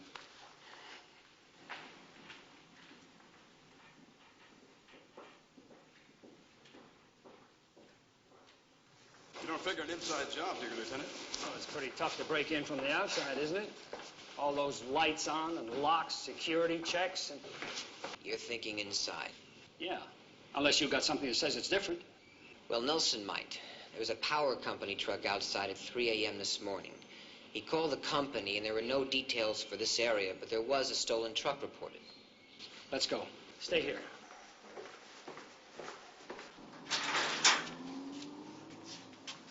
Oh, man, you gotta be an engineer or have a diagram for a job like this. Well, let's suppose they did have a diagram, then what? Well, yeah, they could then bring each wire to the alarm system and the electric eye, yeah. They'd know how long to keep it turned off before it could be traced. Well, I'll get it dusted, but I don't think a job this smooth would leave prints.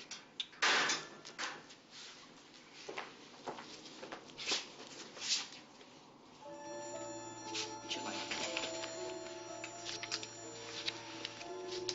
Looks like grease. It's more like tar. It's the same stuff I found on the stairs up by the roof. You mean down here and up there it could be the same person? Two guys that work at the same job, roofing company, gas station.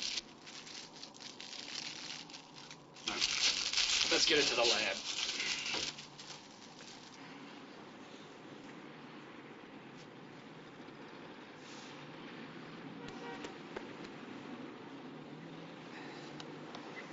Okay, thanks, buddy.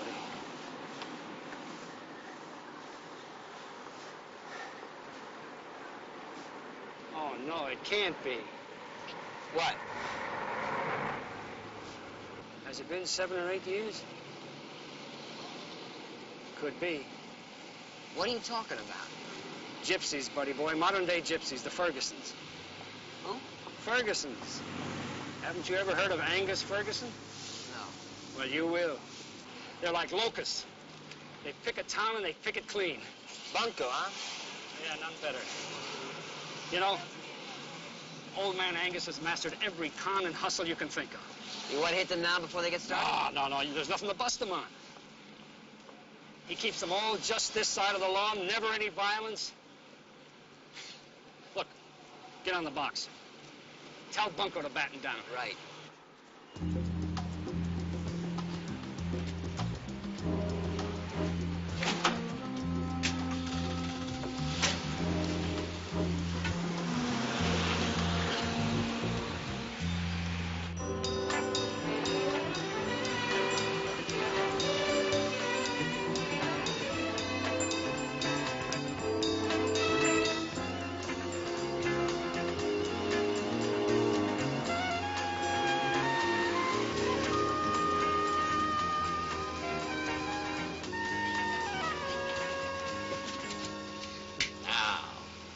Pick one. Anyone.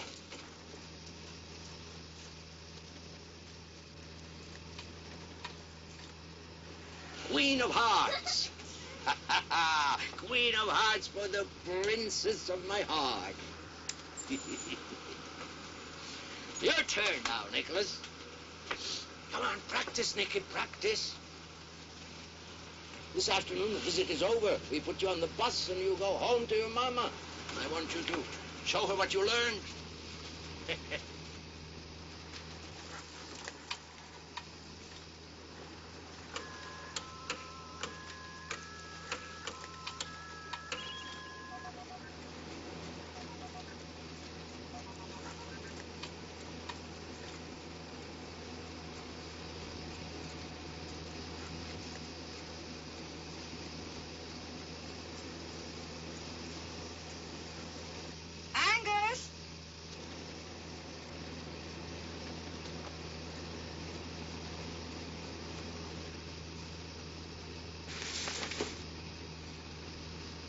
almost there.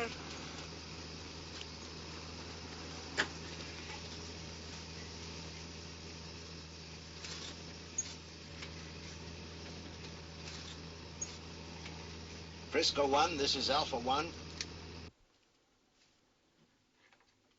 Hold on, Grandpa. Dad, Grandpa's on the horn. Okay.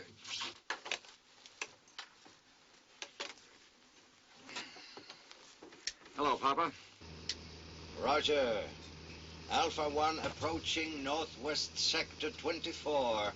Countdown to arrival 0 minus 2. Our quarters secured? Yeah, Papa, we're all set. Any problems? No, Papa, everything's under control. Roger. Over and out.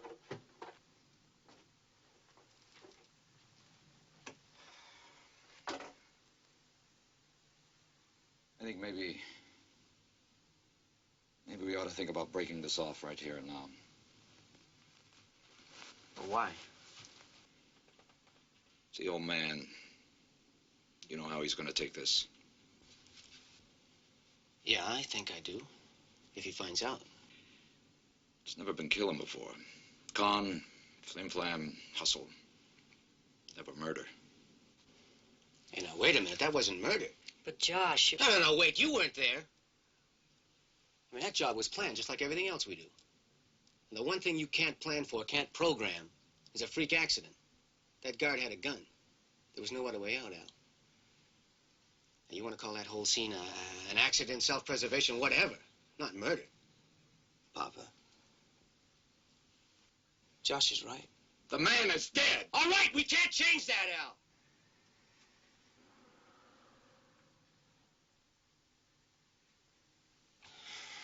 Look, you're sitting on $500,000. That's what you wanted. James wanted. Jerry, I wanted. All right, we got that. One more job and the family will never have to hustle again. Stopping now isn't going to change what happened. What would you have done in my place, Al? Okay. Get the doors open. Let's stop where Papa doesn't find it. Okay. San Francisco. Our city, Mama. Our city.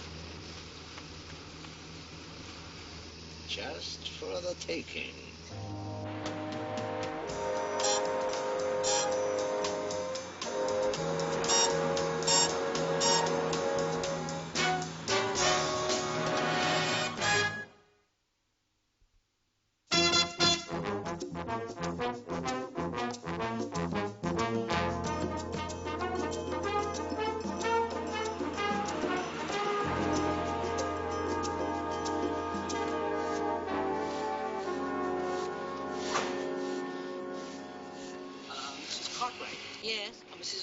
Cartwright. Yes? Well, congratulations.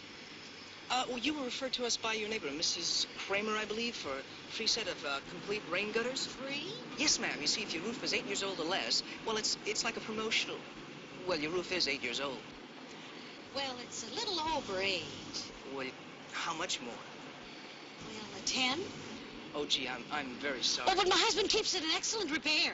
Well, Mrs. Cartwright, we have specifications by which we maintain... Actually, what you put on this paper is what really counts, isn't it? Well, yes, it is, but we still have... Oh, 8 years. But, Mrs. Oh, please. Well, maybe just this time. It'll probably only cost you peanuts to bring this roof up to specifications anyway. You win, Mrs. Cartwright. There's a ladder in the garage.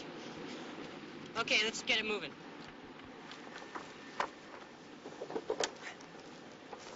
There we go, Mr. Hopkins. Just give us your John Henry right by the X, right there. And all I'm paying for is the maintenance, right? Oh, yes, sir. Of course, you know you're signing that you won't tell your neighbors about that. That's your guarantee to the company in exchange for promotional value to us. Right? I call that square. By the X, you say? Right. Right there, sir.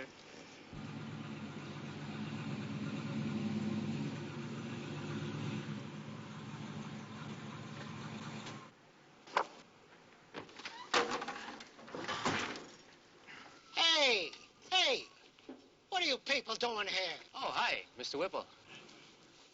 No, it's not Whipple, it's Ralph Dunn, and I own this house. Now, what are you people doing here? Done. Look at that. We come to the wrong house. Terrific. Well, I'm sorry, sir. You see, Mr. Whipple said that we could resurface his driveway. We're giving him the whole job for half price, being as he's the first one on the neighborhood, and it's kind of, well, good advertising for the company, you know? Well, anyway, I'm sorry if we disturbed you, Mr. Dunn. Dunn. Think we can find the right place this time? Hey, wait a minute. You're kind of unloaded anyway. Hey, you say you're giving a resurfacing job at half price? Yeah. Why not me instead of Whipple? Why not? Sure. You got it. Okay.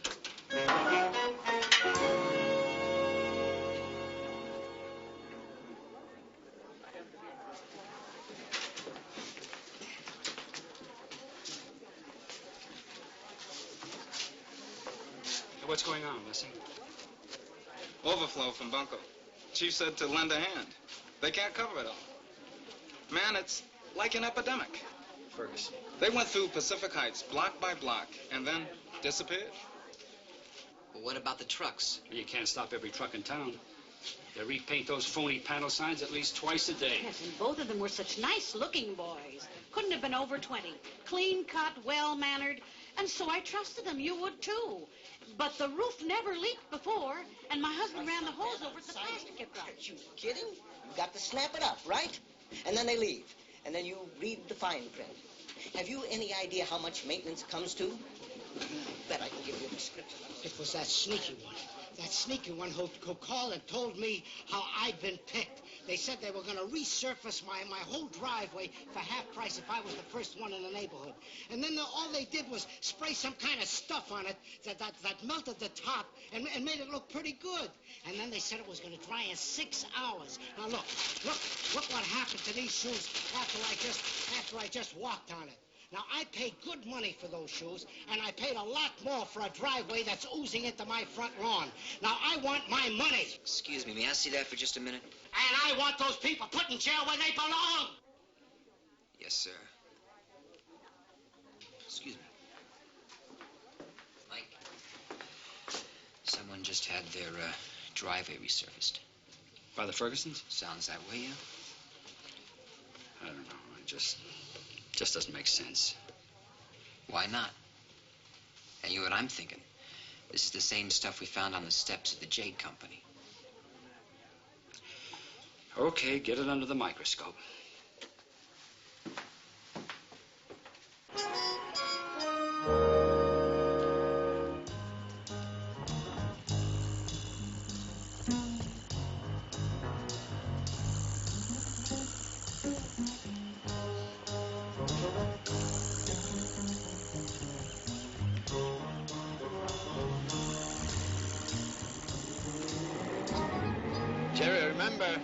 Great material goes on last, so it shows. Oh, Grandpa, that's what we're doing right now. Let me see those.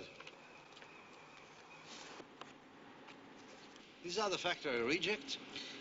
Well, yeah, Gramps. You see, the Denver house didn't have any more rejects, so they gave us seconds. Seconds? What kind of a unit profit can we expect laying out perfectly good seconds? But, Gramps, you see... You tell Denver this is a business I run, not a charity. All right, Grandpa. Okay? Did you see that? What? The way he looked at me. The way they all looked at me. Oh, Angus. Don't tell me I'm imagining, Mama.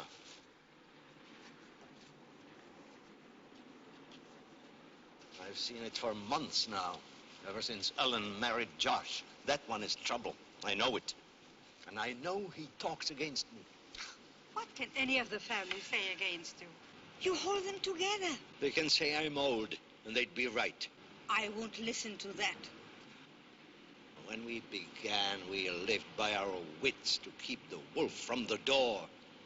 But now the corporations, the computers, the contracts, the lawyers, the fun is gone. Only the taking remains, and that can be dangerous.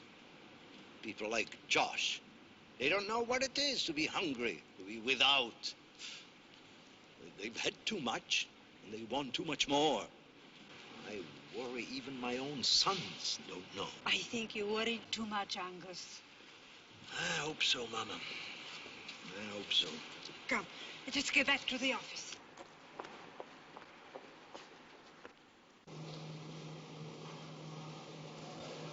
Can you feel it, Al? Down there, all around us. The old man says to do your homework, right? Well, I did mine. You know what the volume is in this place? The securities, I mean. After 12:30 every day, San Francisco is the leading securities market in the world. Josh, it's impossible to pull off. Well, not for us. We've got the manpower, the files, the figures, even a network to get it out of the country. We've got it all, Al. The old man set it up. All we have to do is work it like we did with the Jade Company. Well, it's a little bigger than that, Josh. Well, so are we. Right, brother? It's the same substance, all right, on all the samples. Okay, thanks, Ben. No, something's wrong. Mike, I'm sorry it fits.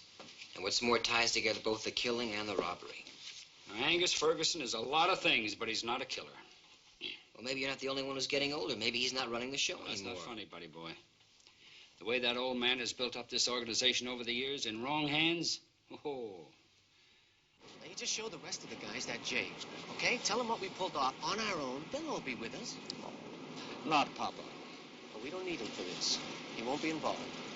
Now, look around you, Al. Pick a target. There, there, there. We're walking down the street with four of the largest commercial banks in the state, including the world's largest. They're all handling those stocks and bonds. Stuff that takes months, maybe even years to trace. I'm telling you, brother, now is the time. And like the natives say, this is the city. Huh? Okay, Josh. Atta baby, come on.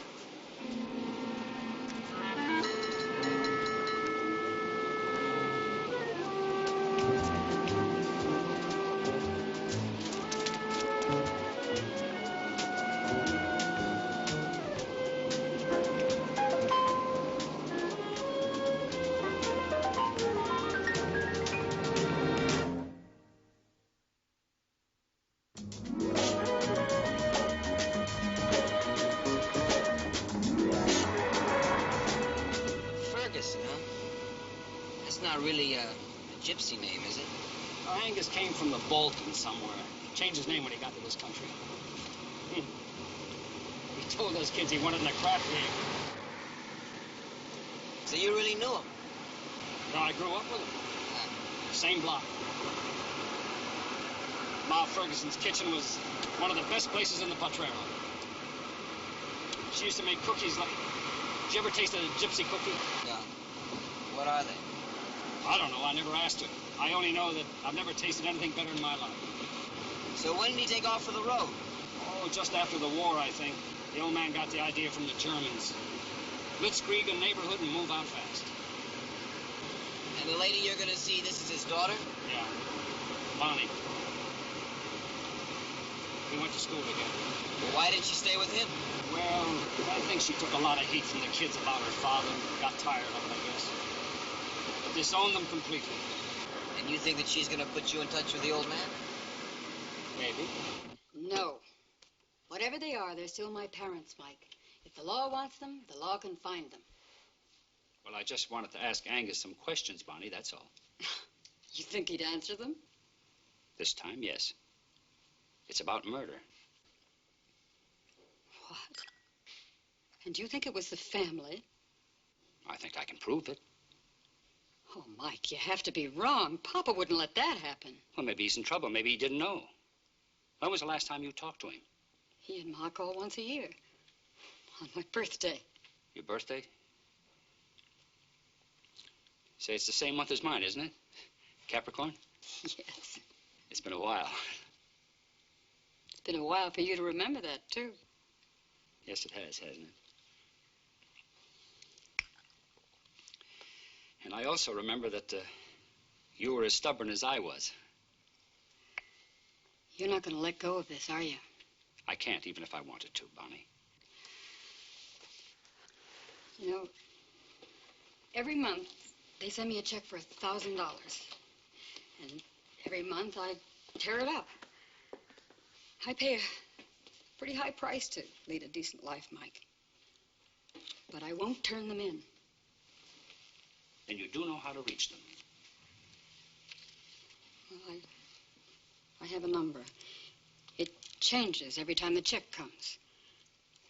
Papa wants to make sure I have a place to call in case I need any help.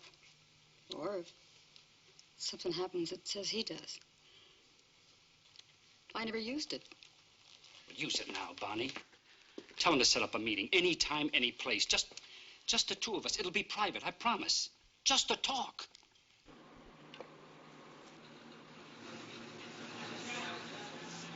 Okay, take it out.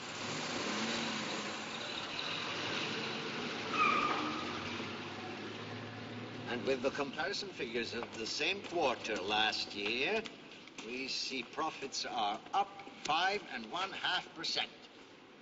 Plain cash, that's only about $40,000 per family. You look down your nose on that. Do you know what your mama and I had to do for 1/10 of that when you were a baby? Well, I'm not a baby now, so don't talk to me like one. No, Ma.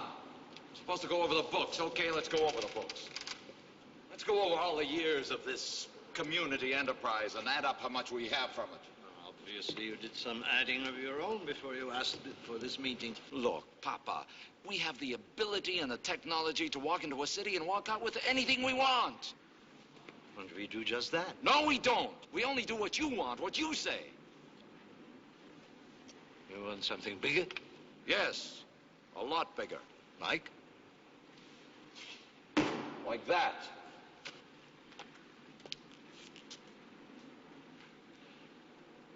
Where did you get it? It's not important. I'll decide what's important. Not right now, Papa. What's important is that we talk, because there's a lot more of that and a lot of other places we can take. Silence. Papa, we don't have to change all the methods, only the targets. All I want is silence. I will not be dictated to. Well, you dictate to everybody else.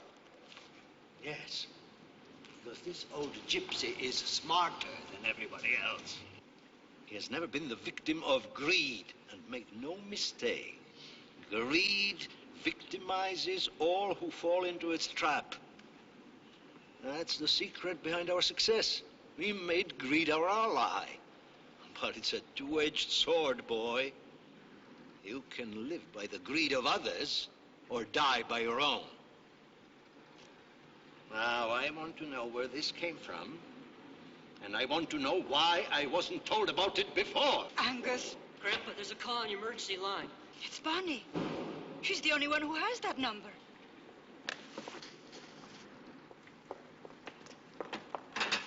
You're in charge, Albert. Alert everyone, we may have to execute an emergency escape. But when I get back, I want those answers.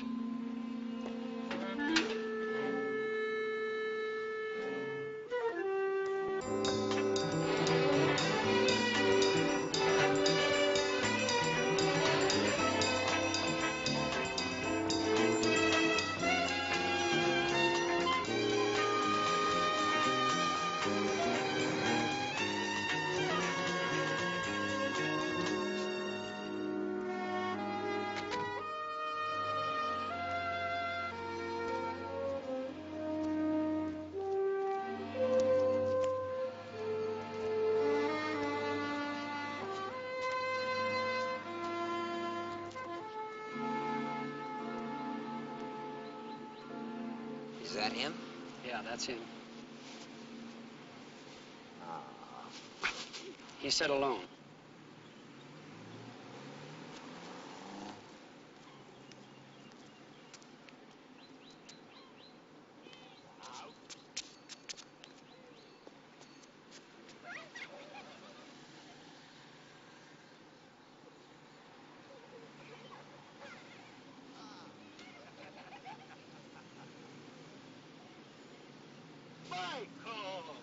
Michael Stone, look at you.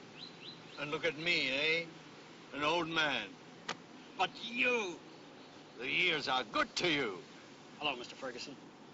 Angus. You must call me Angus, Michael. Now we are men together. Sit or stroll? Let's walk. Good. You're not an easy man to find. If I were, we'd see a lot of each other, eh? Yeah, I suppose so. So I certainly appreciate your coming. It must be very important to you. I'm sure it's not the policy of your department to meet with a person like myself and not place them under arrest. Well, I don't have a warrant for your arrest, and I don't have any evidence to tie you in personally with this case I'm on. I just wanted to talk to you about it. What is that, Michael? Murder.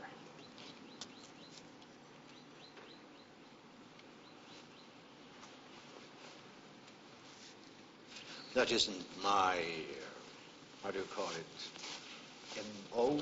I know it isn't.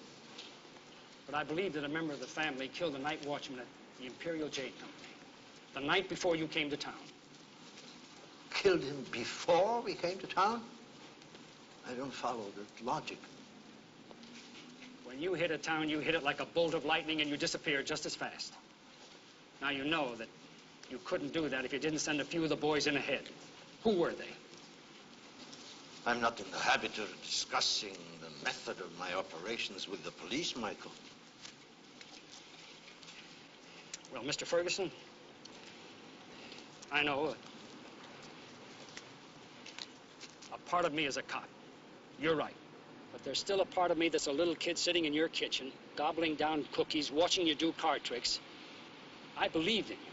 What do you say? Michael. Who were they?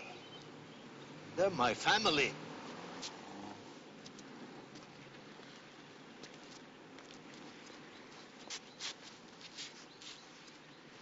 I understand that, and I respect it.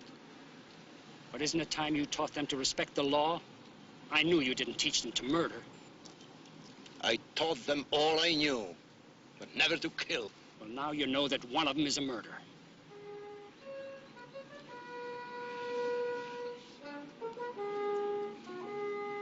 You must believe it. Or you wouldn't have said that. Be in your office tomorrow morning, 9 o'clock. I'll let you know. One way or the other, you'll get my message.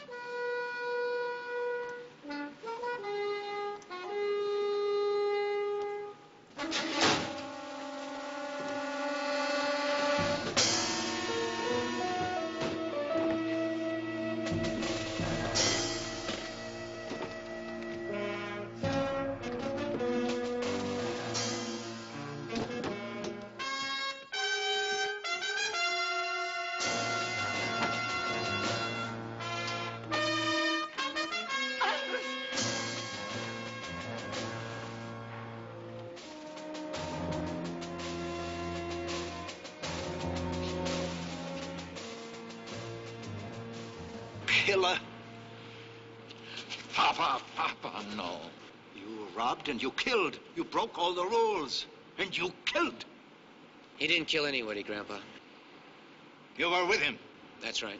And so were they. And so the rest of us now, Grandpa. You all know what happened. And you condone it. Grandpa, we couldn't help what happened. You could have helped by not being there. You could have remembered what I told you about guns and violence. And we could spend the rest of our lives nailing shingles and slopping tar, but we're not going to do it. We're going to take the same samplings that you use in your operation with one difference. We're going to make one big score. It was you. You pulled the trigger. You shot the man and left him. He pulled a gun on me. You shouldn't have had a gun. Gramps, would you rather see me dead? Have Ellen become a widow? Is that what you want, Gramps? You shouldn't have even been there. Papa, we got away with $500,000 in one night. You broke all the rules. Well, there are going to be some new rules now, Grandpa. And we're going to make them.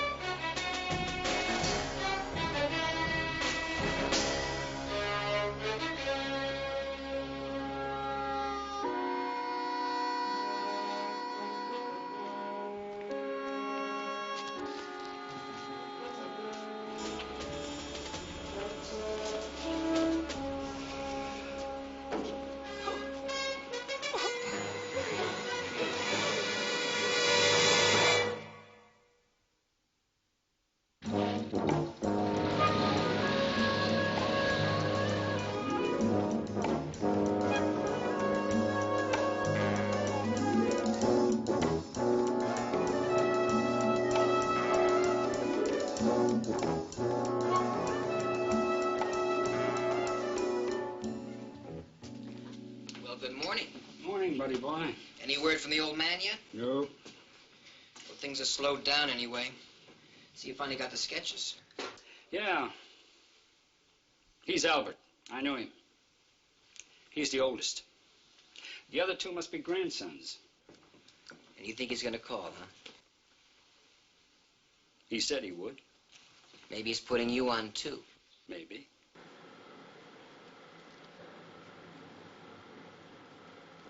It's going to be a blitzkrieg.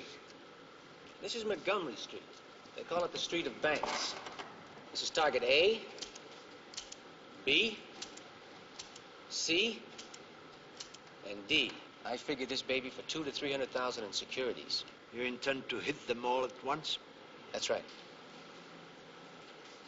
4 banks on the same street, all at the same time.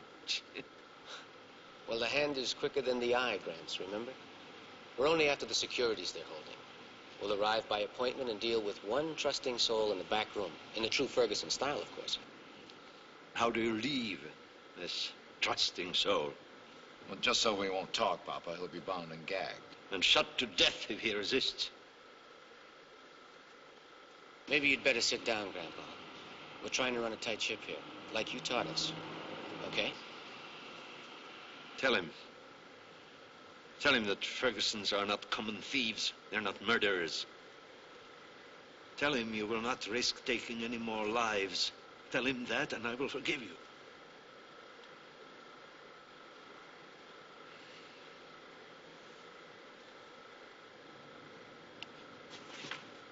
Please, sit down.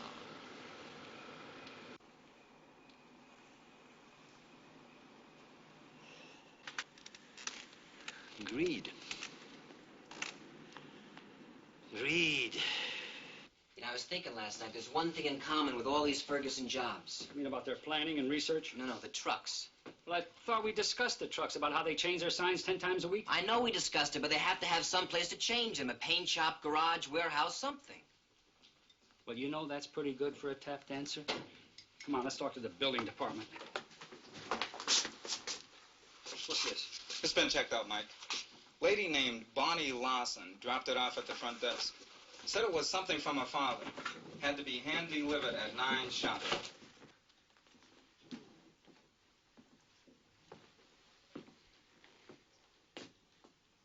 Well, what is it?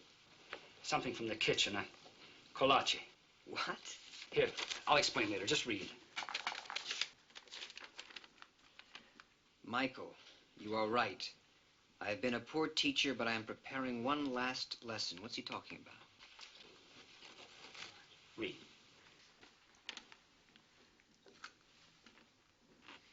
I will need time, but I will not take too long. 1 more hour will suffice. You must proceed as directed and arrive precisely at 10 o'clock. At that time, I will know to what degree I have failed, and the fate of the Fergusons will then be in your hands. Your first stop is the newsboy near Gary and Laguna.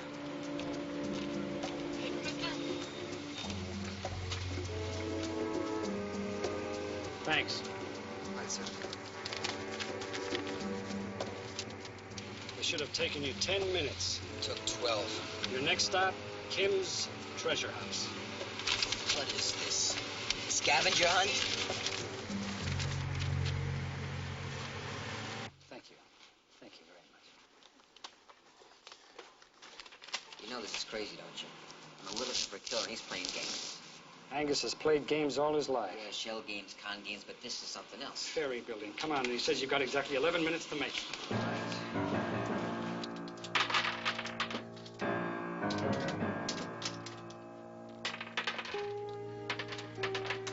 20 minutes, Papa. Thanks.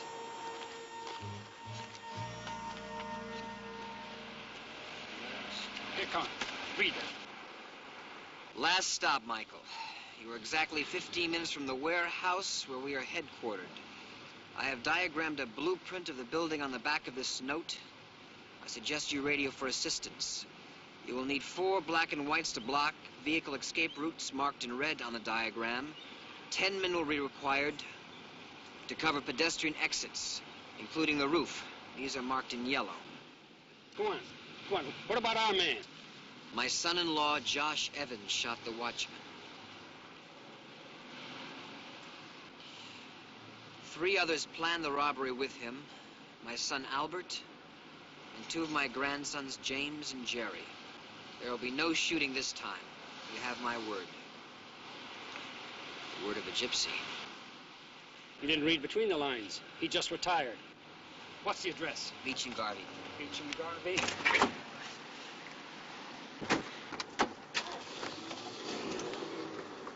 All units within vicinity of Beach and Garvey. Code 3000.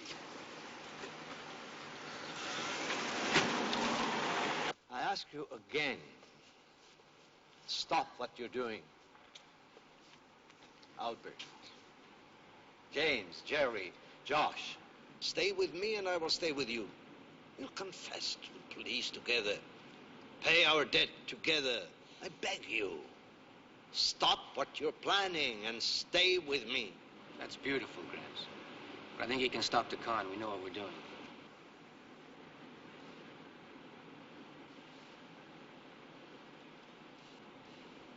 All right. As you will. Nama. Where are you going? That no longer concerns you, Josh. Any of you. That's right. This is all that concerns you now. It's all yours. The trucks, the merchandise, everything. My boy, I give you the business.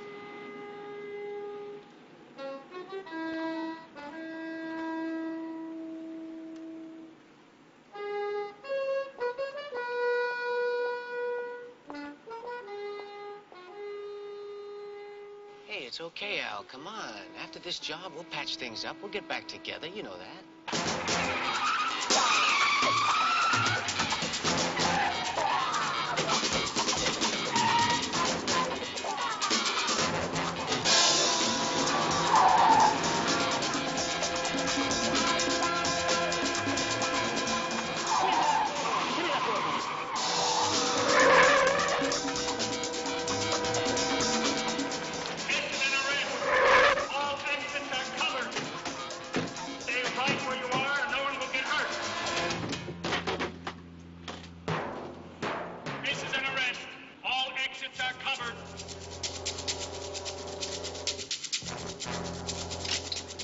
Set us up.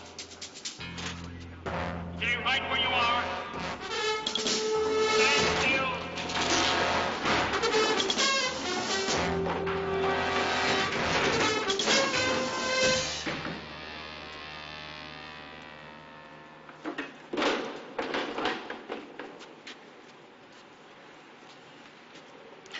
You all right? Yeah. I guess the old man was right, huh? No guns. Just the word of a gypsy.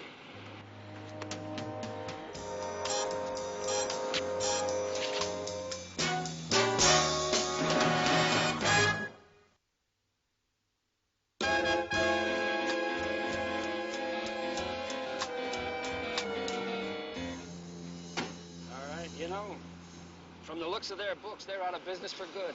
Yep. But he got away, the old man. Yeah, of course he did. He's a wizard. He's a what? A wizard, buddy boy. A master of magic.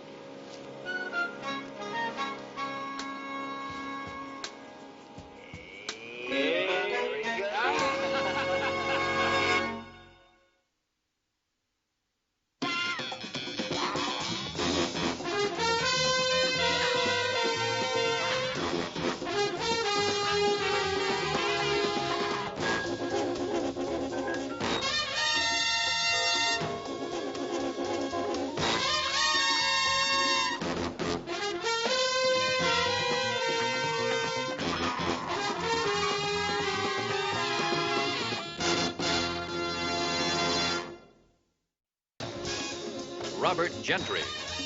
Special guest star, Barbara Baxley.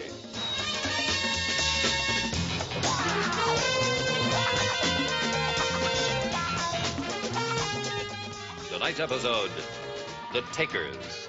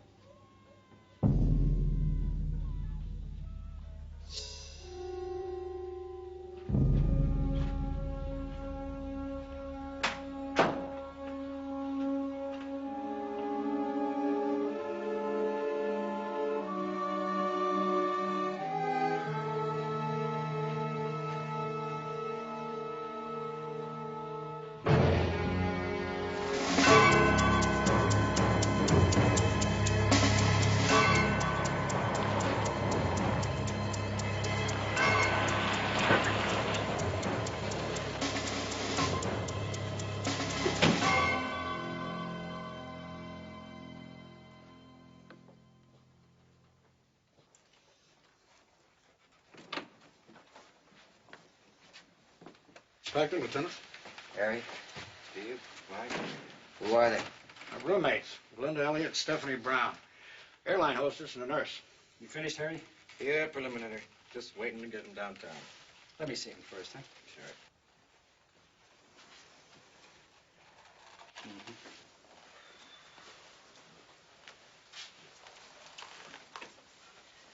Harry, you got pictures? Got them all. Good. Hey, it looked like rim-fired .22s. Right. Did you, get the gun? No, I've got a squad outside checking the grounds, the hedges, and the pool. How many shots? 5 in the walls, 13 in the people. 18?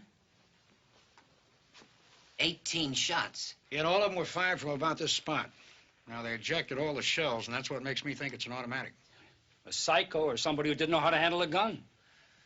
Well, what do you think? 2 guns? Or this guy actually stopped to reload? A guy, buddy boy? The .22 is purse-sized.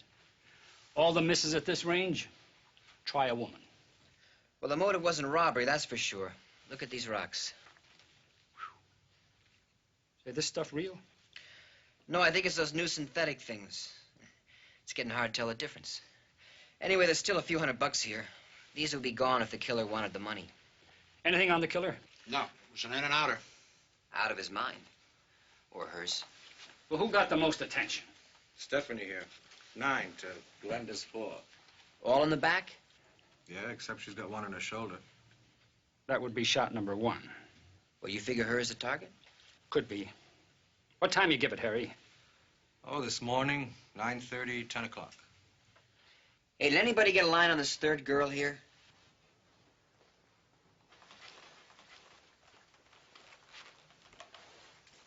None.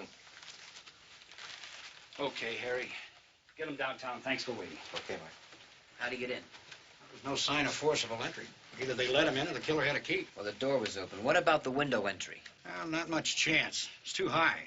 There's no gutter out there, no lattice work. Besides, you can see that window from the pool. Anything going on there, somebody would have seen it. Prints? Well, we dusted the place, but they're pretty blurred. Well, who found the bodies? Well, the manager, Lou Watkins. Yeah, I found them. Riley told me that they were... Rex Riley is one of the tenants. Co-pilot with the same airline as Stephanie. He was worried about her. Knew she was in there and didn't get any answer when he knocked. So I went up with him and opened the door. You guys know the rest. Was the door locked? Yeah. How to use a master. Now, you know anybody else who might have a key? Not that I know. Hey, what about the two girls? Both of them knew their way around, that's for sure. And they were lookers. I mean, really beautiful. So how about this one? Did you know her? Oh, yeah. It's Lynn. Lynn Chase. She roomed with Stephanie for a while. Glenda moved in when Lynn moved out. Has she been around since? Not that I know. What kind of girl was she? Nice. I liked her. Even her friends were nice, you know. You guys ought to talk to Riley. He know more real good. Which apartment is he in now? 248. Stephanie came by the pool. Came in on a night flight, said she was going up to change. I take it you knew her quite well. Yes, I knew her. You said she came by the pool. What time was that? I don't know, about 9:30 maybe. And you never left there after that? No, I never left there after that. I mean, not until I went up after Steph. Ask anybody else out there with me. You didn't hear anything? No. No shots? No screams? No, we had the radio up full. Had to keep everything jumping.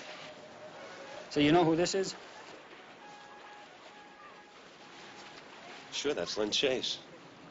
She's a stewardess for the airline we worked for.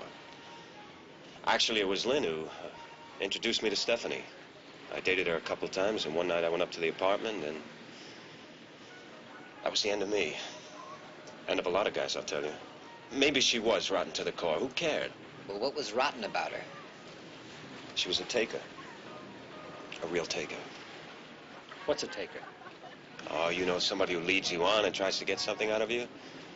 Money, a car, anything. That's it. They just take it, and it's goodbye, Charlie. So what you're saying is that when you went up to her apartment, Stephanie took you from Lynn? Matter of speaking, yes. Stephanie take anyone else from Lynn? Not after that last guy. Not after Phil Hewitt. Lynn was going to marry him. He's a very together guy. Straight, loaded. They even had the date set. Is that why Lynn moved out? You better believe it.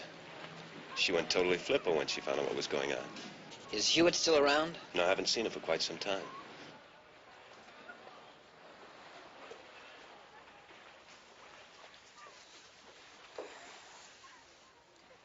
Did Stephanie ever give you a key to her apartment? Well, if she had, I wouldn't have gone out after Watkins to let me in, would I? That could depend. On what? On whether or not you had already used the key once today.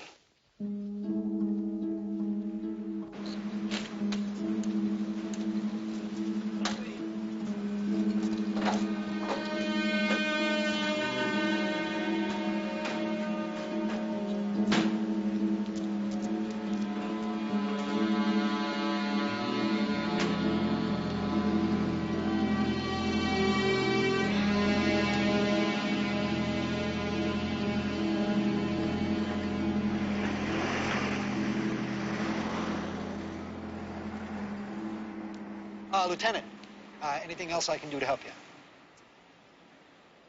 Yes, there is. One more thing, Mr. Watkins. Do you own a gun? Yeah, I do. Hey, wait a minute. You don't think I had anything to do with this, do you? What caliber?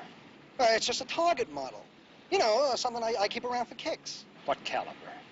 22. Oh, Conroy. Mr. Watkins here is going to give you a gun for ballistics to check out. Check out the rest of the building for guns. Take it apart.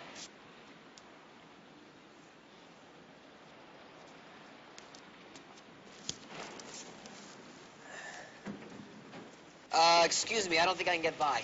Oh, yeah.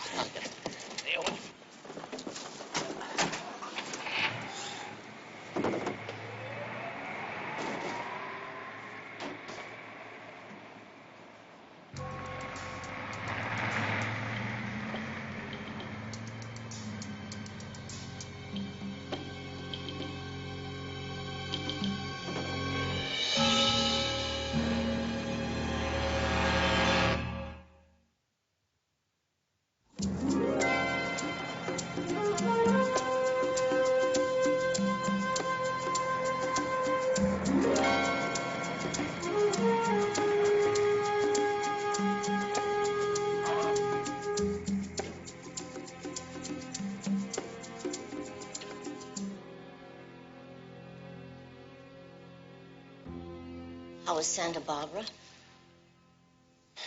It's fine. Fine. I meant the weather. Smog-free, balmy sky. Nothing ever changes down there, isn't it? It's good climate. Real good.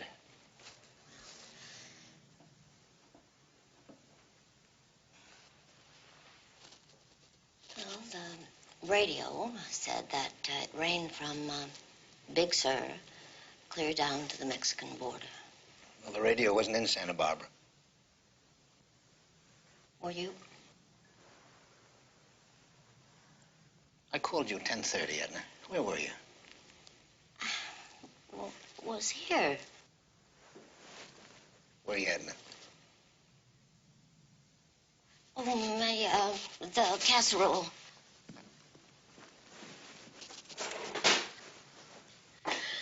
$10:30. I let it ring 10 times. You didn't answer, Edna. You probably dialed the wrong number. I was here. I hung up. I dialed again. I let it ring 10 more times. Edna, where were you? My hair. I was washing my hair.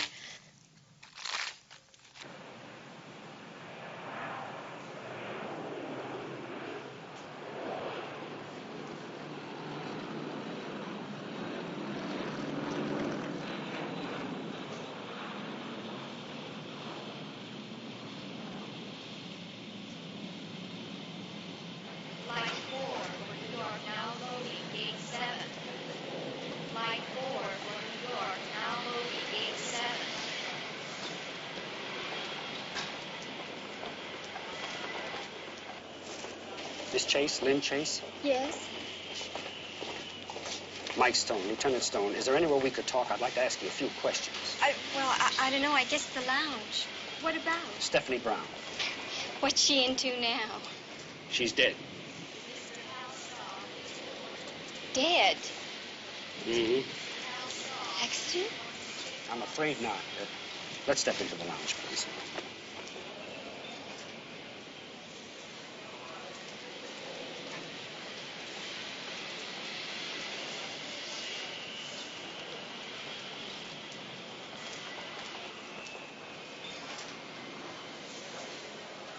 Can't believe it.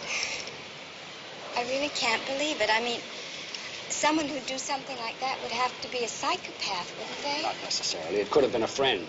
A friend? Mm-hmm. It's possible the killer could have had a key, or that he was, or she was let in by Stephanie. Which means I'm a suspect. Mm-hmm. How long did you know them? I'd only met Glenda once or twice. Steph, I'd known about 3 years. We flew together on the New Orleans run and ended up getting an apartment together. I still can't believe it. I mean, I could have been there, too. I only moved out about 6 weeks ago, you know. Why? It was a mistake. To move in, I mean. Down deep, I'm a loner, and Steph, her life was one big happy, we never closed fling. Personality conflict. No, not really. Just the weird hours we worked. It was impossible. I was dead tired all the time, and, well, I went out, found a nice, quiet apartment, and moved. Wasn't Steph. She was super. A super wonderful person. Rex Riley mean anything to you? No, not much. He's one of our co-pilots. I dated him. I think he had a crush on Steph. I don't know. What about Phil Hewitt? What does he have to do with it? Well, his name was brought up. Were you engaged to him? Not officially. You know how it is these days. Stay with a guy more than a week, you're engaged. Where is he now? I don't know. Last I heard, he was in the Caribbean someplace, I think. Miss Chase, you own a gun? A gun? No. Do you still have that key to the apartment? As a matter of fact, no. I returned it before I left. Where were you at 10 o'clock this morning? Is that when it happened? I was on duty at 10 this morning. West Central Flight 302. You can check it out. We will.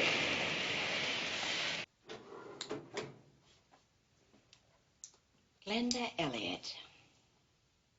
Let me put it this way, Mr. Keller. The first thing a girl like that does when she hits the hall is get a roster of the doctors.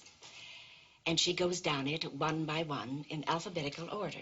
When she comes to the interns, she moves on. Well, what's wrong with the interns? They're poor, Mr. Keller. They are the church mice of medicine. Is that what you wanted to know? Yes, ma'am. All indications are that the two young women were shot down in cold blood. Informed sources in the police department have stated there seems to be no apparent motive for the crime and no arrests have been made. As for Bay Area weather, rain is expected by Tuesday and should last through the night.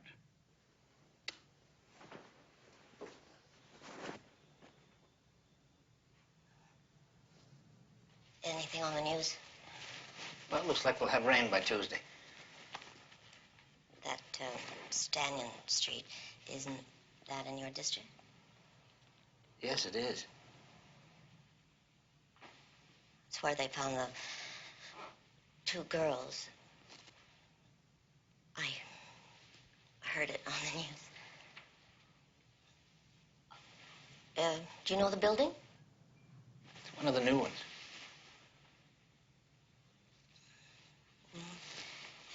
Have you ever been in it? Well, Edna, I go into every building. The new ones get higher and higher. More and more people. Fewer and fewer sales. Look, sweetheart, I have to go now. I'll see you later. You're not going out again today. Yes, there's a client I can see. Make something today. Edna, I hate this job. Lord, how I hate it. You'll never know, dear. You'll never know. All right, wait a minute. No, that does it. Arthur, please, let's go home. Let's just go back to Indiana. Edna, No, please, I mean it. We don't have to stay here. We could start all over again. I could go back to work. Honey, you've made enough Oh, sacrifices. for heaven's sakes. Nonsense. Since when has working been a sacrifice? Darling, you know, you could get your old job back at the post office. Remember how they all liked you so much, and you liked them, and we had fun. I was the one who wanted to come to California. Well, I was wrong. So, please, Arthur, please, let's go now. What about the things, our furniture? The heck with the furniture. We could just send it. You know, if we really wanted to, we could go right now. You know, we could go tonight.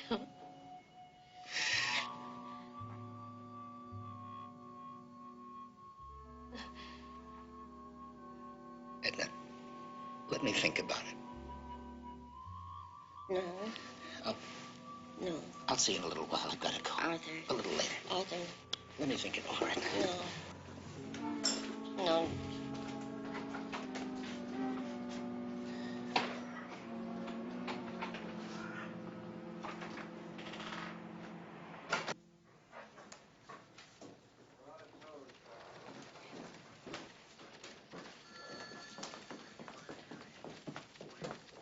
Yeah, Flight 302. Lynn Chase. Are you sure? Well, what time did that flight leave? Yeah, I see. All right, thanks. No gun registration for Lynn Chase nationwide. I could have saved you the trouble. She left the airport at 7:20, that would have placed her somewhere over the Rockies when those shots were fired. And I thought I had the motive. Phil Hewitt. Now, wait a minute. That's the guy Riley said she was hung up on, right? Mm-hmm. Read on. Owner of 8 resort hotels in the Caribbean. Married yesterday in San Juan. So you thought when she read that in the newspaper, she pulled out her .22? Well, she had to feel that she'd have been there if it hadn't been for Stephanie. Come on. I'll buy you a cup of coffee. CGM's checking out the other tenants in the building, see if anything was seen or heard. Nothing yet. 3 guns, none of them .22s. Oh, yeah, Watkins' gun checked out negative. Well, that only leaves Riley then, huh? Yeah. And my feeling is Mikey's telling the truth. You know, at least about those girls being takers. Yeah. What? I don't have any change. Oh, I think I'm just about to be taken. Oh, come on, come on. Too strong. Anyway, about those girls, according to the bank, Stephanie ran $22,000 through her account last year. Glenda topped that with 26. And Glenda had 4 moving violations in 3 different cars. A Mercedes, T-Bird, and a Porsche. Registered to 3 different men. 3 for 4, not bad. Did you get the names? DMV's checking it out right now. Stephanie was 2 for 2. She ran a red light and rolled a boulevard stop. Ferrari and a Continental. You think one of those guys got tired of being taken? No, I don't think so. I don't think anybody would spray slugs all over just because they were taken for $100. Or somebody borrowed their car for 3 days without telling them. No, I don't think so. Now, you take the nurse. She was playing the doctors, right? Right. Well, they know. They chalk it up to experience. But what if they didn't? They wouldn't use a gun. They got pills, needles. Yeah, Stone.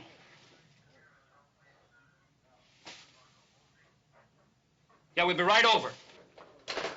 Another nurse, another small caliber weapon. Where? Apartment on Telegraph Hill. Killer ran, our boys had him cornered in Coit Tower.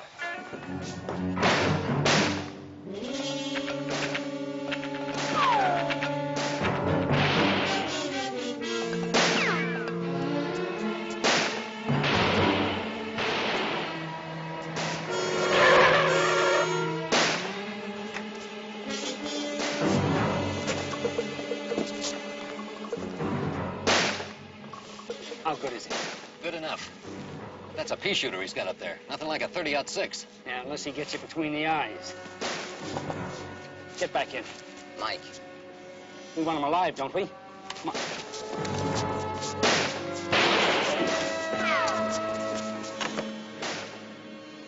Now listen. Sit as far in the middle as you can. One swing around that statue, and then slam on your brakes when you get to that front door. Right? Right. Is that a deal? Let's go.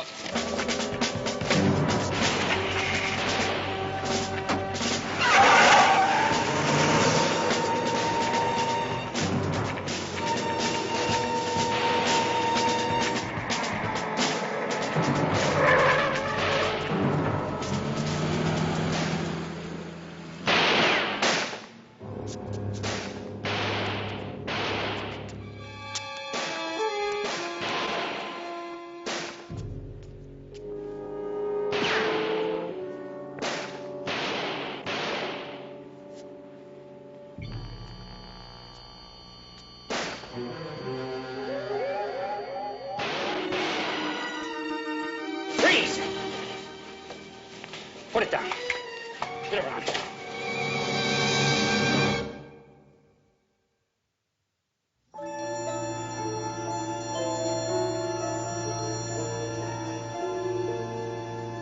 Yes, I know my rights.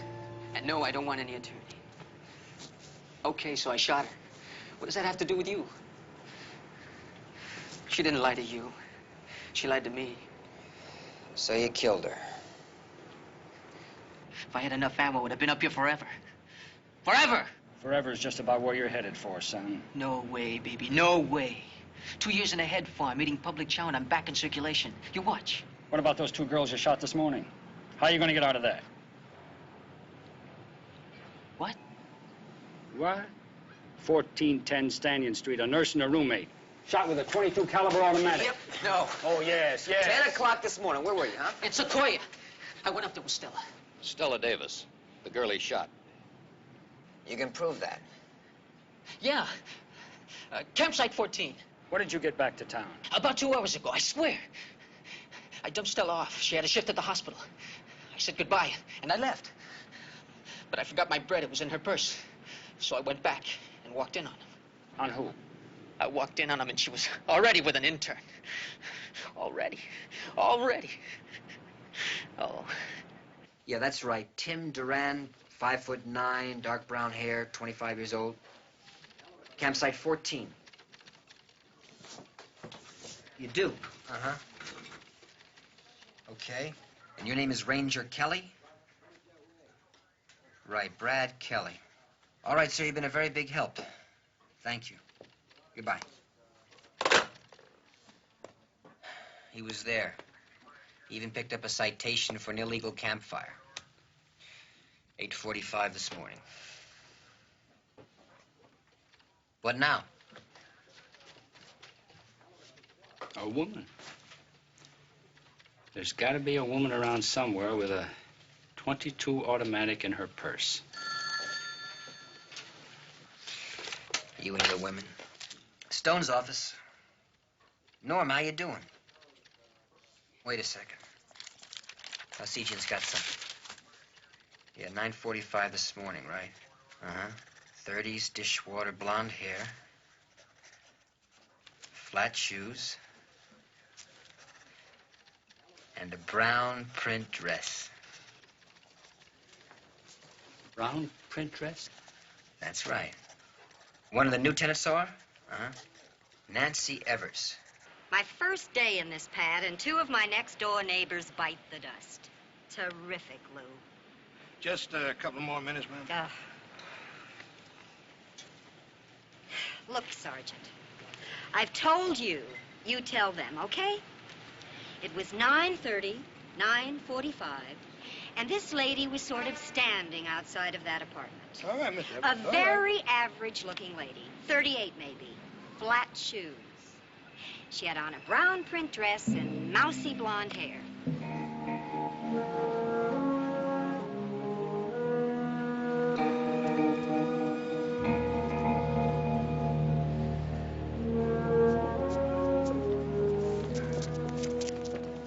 Mike? Yeah? You remember him? Yeah, he's the guy that had us blocked this morning. Did you see the logo on the bag? No. Jules by Jacques. Remember the synthetics up in the room? Maybe. Check him out. Maybe the manager will let you use the phone. Right. Well, Norm, what have you got? What kept you? Lieutenant, this is Nancy Evers. She's the tenant that saw the lady in the brown dress. How do you do? I'll be inside. Thank you for waiting. Okay, you want to hear about the plain lady standing outside of those kids' apartment, right? I'd like that, right. Yes, that's right. I think it'd be your Stanton Street district. Would you have a sales record for either a Glenda Elliott or a Stephanie Brown? Yeah, I can wait.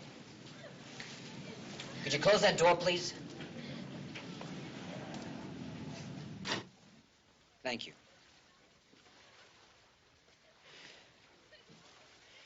You know that salesman was going out as we came in? Yeah.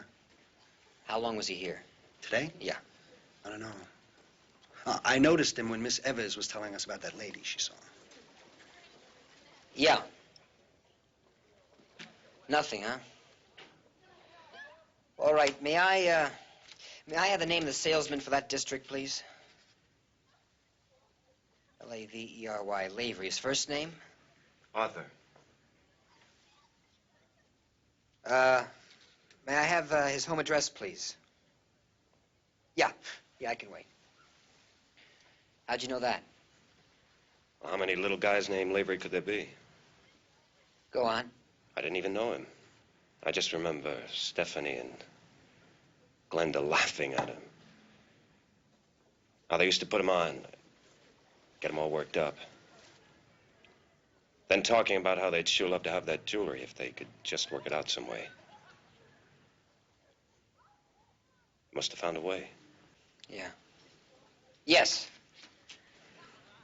721 Logan. Thank you very much.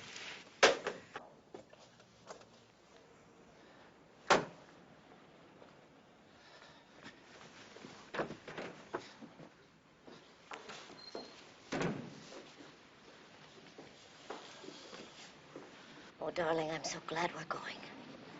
I'm so glad. So glad. Edna, what's done is done. Honey, I don't care. I still love you.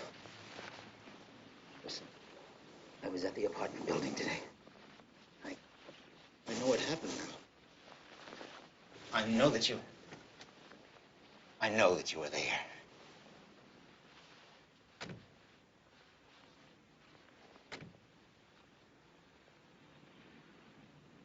Listen, sweetheart, stay in the house.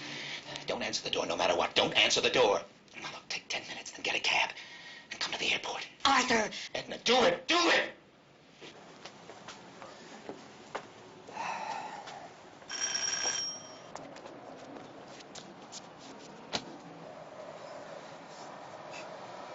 So now I think he lives alone. Or with a lady wearing flat shoes and a brown print dress. All right.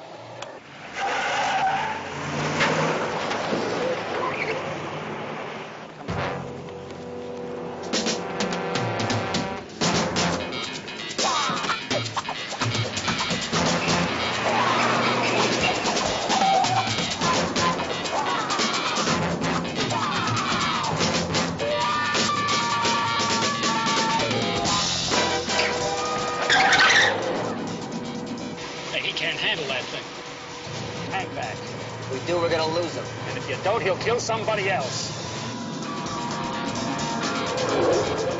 8-1 to headquarters. We're pursuing a blue Ford sedan. Hang on.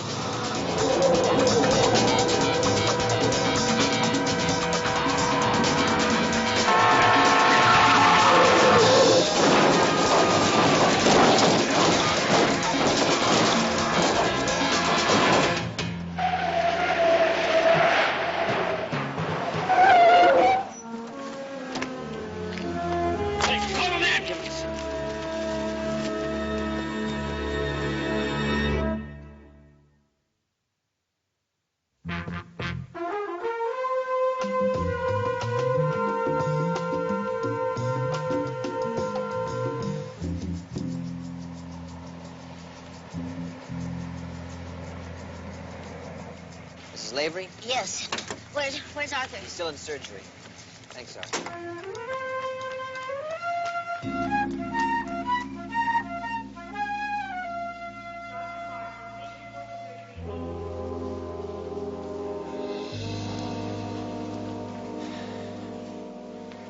Mrs. Lavery, your husband has internal injuries. His legs are broken.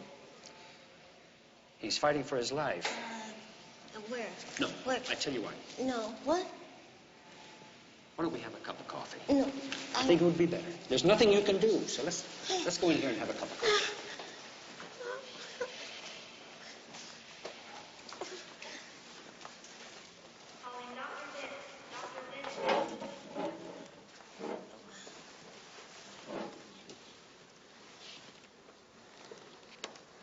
Mrs. Lavery. Mrs. Lavery? Someone said they saw you in an apartment building.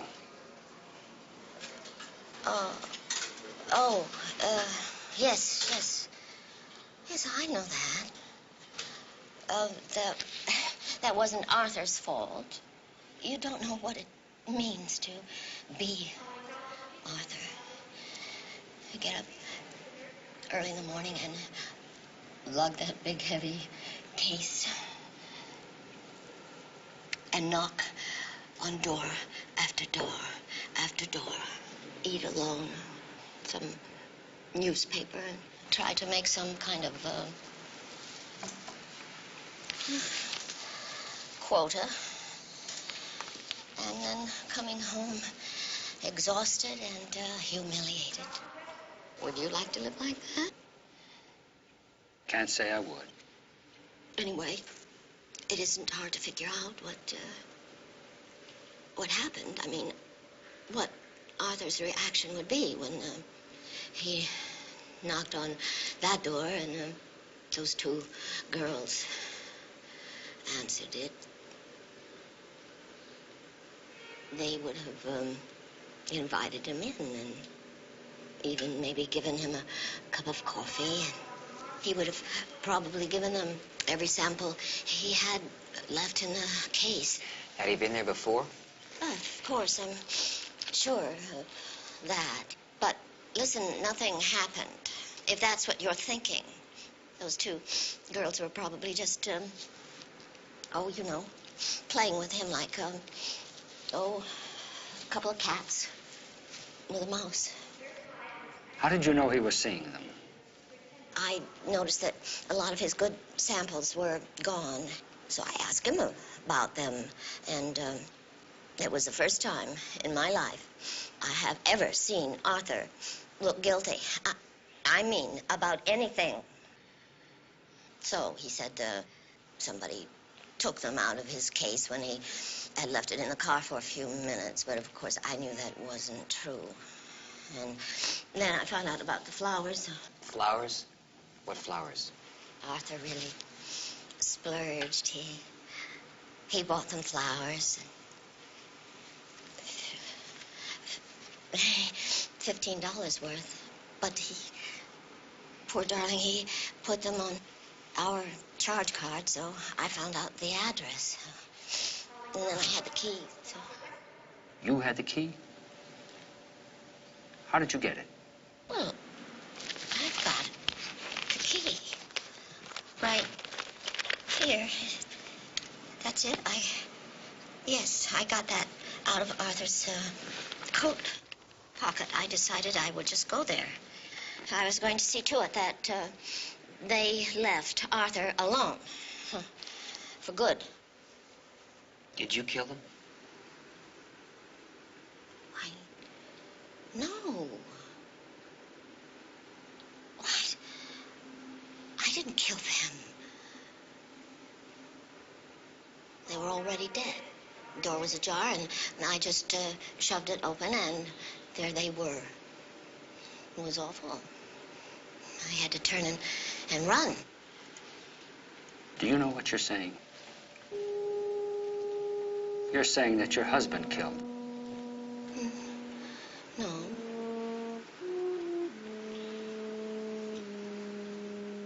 It just doesn't make sense. Exhibit A at her own trial, and she hands it right over to us. With a story that says her husband did it. That doesn't add up either. He ran. I know he ran. Let's just take a good look at the Lavery's, buddy boy. Two little people leading quiet little lives. He spends his days lugging that case around, going door to door, and she spends hers sitting at home waiting for him. What do they have, right? Exactly. Just each other. Yeah. Why would she want to lay the blame on him? Maybe she was jealous. Hell hath no fury. Oh, come on. I didn't see any fury in her eyes. What I saw was love, hurt, and a lot of concern for a little guy fighting for his life. You know what I think? What? I think that she's telling us exactly what she thinks happened. Her husband met these two girls. They turned him on. He couldn't handle it, and he took the wrong way out.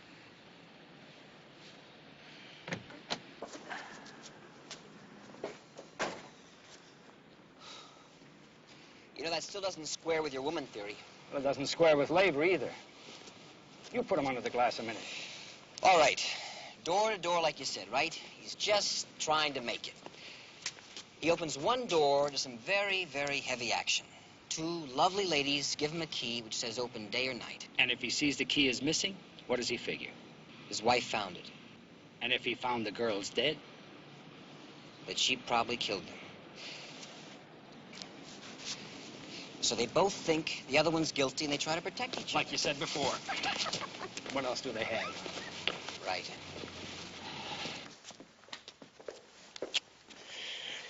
I don't know, Mike. I don't know. All I know for sure is that Lavery had a key and either one of them could have opened the door.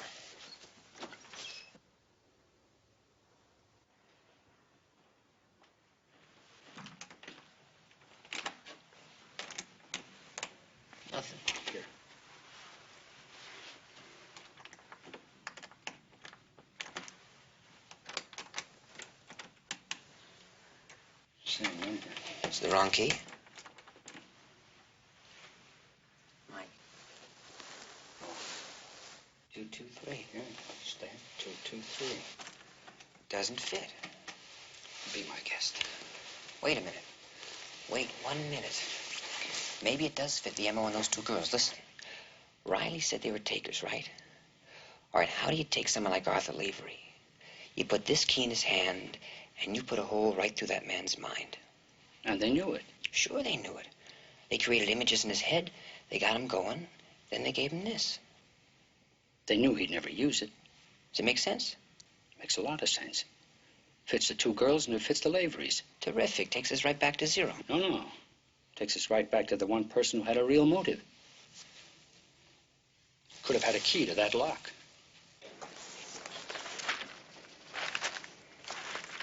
Okay, Lynn Chase. Here we are. SFO to Denver, flight 302. Departed 7:20, arrived Denver 9:02, then Denver to Chicago and back. How about that? Terrific. Did you say Lynn Chase was on that airplane? Yeah. Lynn Chase. ETA, Estimated time of arrival. estimated time of arrival, ETA... 2:55. 2:55. It fits. She could have been back when you saw her. I know it fits. Anybody can see that it fits. Young man, is it possible... Do the stewardesses sometimes switch, you know? You take my flight, I'll take yours. That's against the rules. That's not what he asked. It happened. So then this is not absolute proof that one of your crew members is on a given flight at a given time? No. Right. What gets into San Francisco around the same time, around 3 o'clock? Okay. How about Flight 86 returns from San Diego at 2:55 via L.A.? What time did it leave? 11. That's half-day duty, though. Is that going to help you? It could help. What time did that first flight return from Chicago, Denver to San Francisco? Chicago to SFO, 3:22. Storm front and headwinds. 3:22? 3:22. 3:20.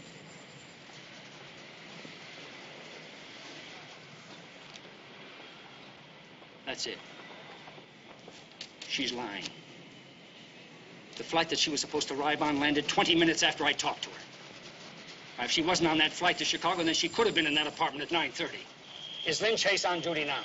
Yes, she's on the evening flight to Seattle, departing gate 31. Get on the PA and stop her.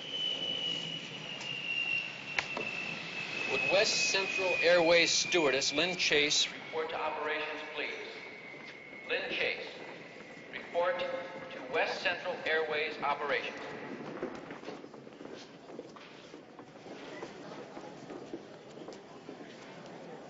Flight 19, now arriving gate 2 from Chicago.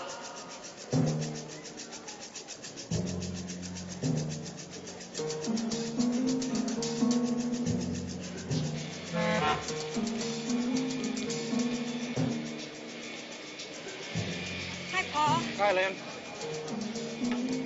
Hey, Lynn! Lynn! Wait a minute, Lynn! What happened? Stewardess tripped the detector. I don't know what with, but... Mike, she's down below. Be careful.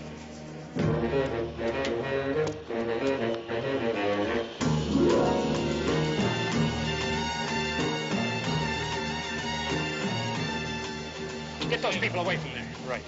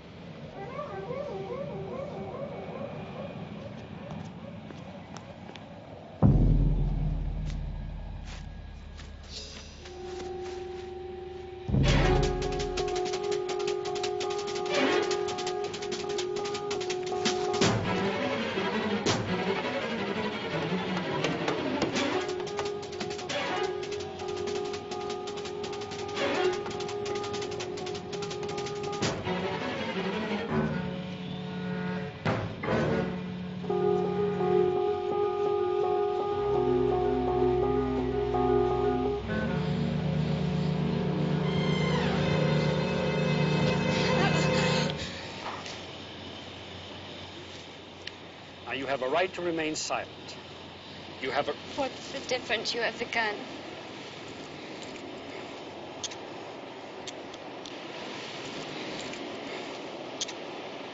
Was it really worth it?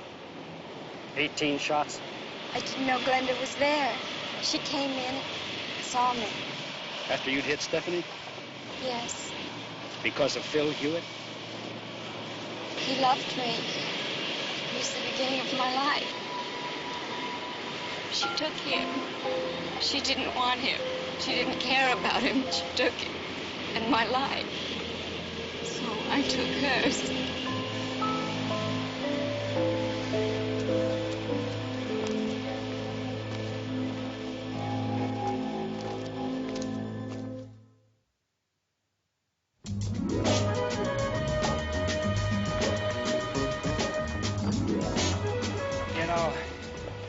I'm certainly glad the little guy's gonna make it.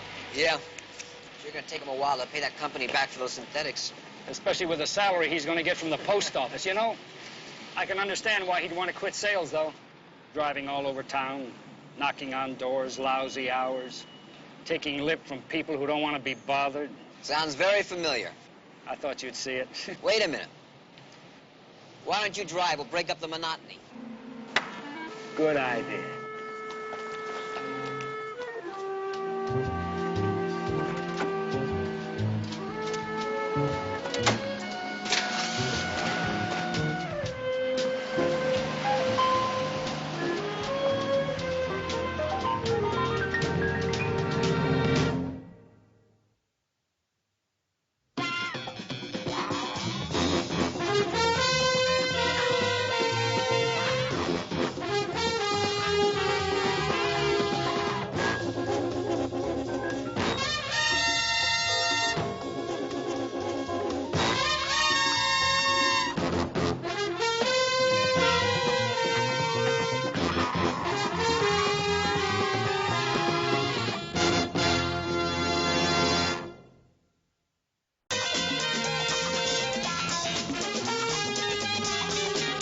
Episode, Tower Beyond Tragedy.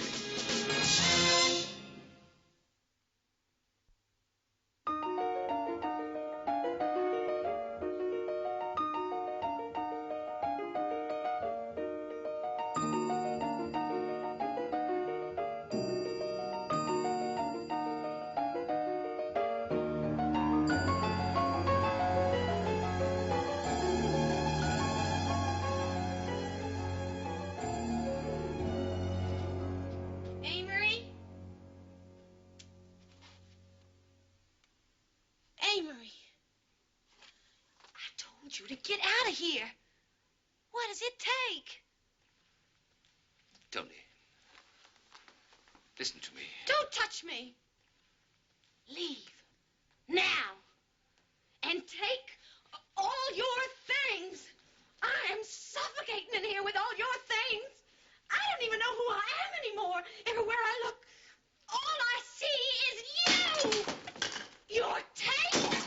Your culture. And what you think is good and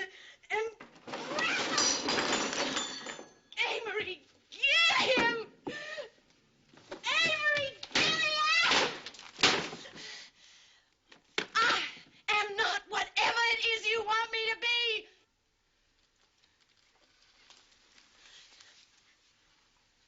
I'll never let you go. Get out of here!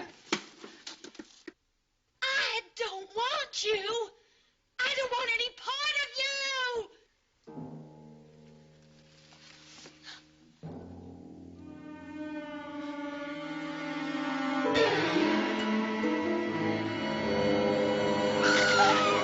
Not that she can't converse on all subjects, but she may not have quite the refinement that a man like you obviously requires, Mr. Gilliam. I mean, Bay Area Escort prides itself on providing our clients with the most compatible young ladies. And if you'll just turn the page, Mr. Gilliam. No. This is the girl. Imperial Palace Restaurant, 9 o'clock.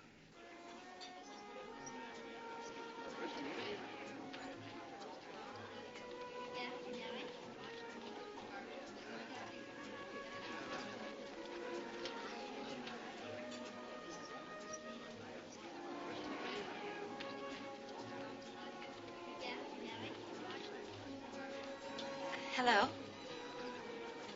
I'm Kim Ahern. Emery Gilliam. I'm so glad that you could come. Thank you. So am I. Would you come and sit down? Would you like a cocktail? No, thank you. Waiter. Another martini, please. Very dry, very cold. With 2 olives. Well, you're exactly like... You were going to say? No, you go first. I was going to say that you're exactly on time. I like that. Well, I could have been really late. Things got jammed up. Well, I'm glad you made it. So am I.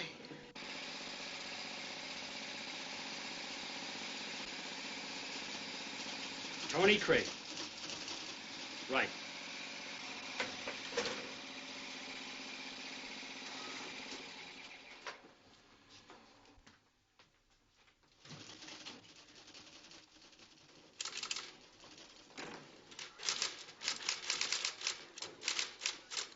Prince gave us the name, FBI gave us the face.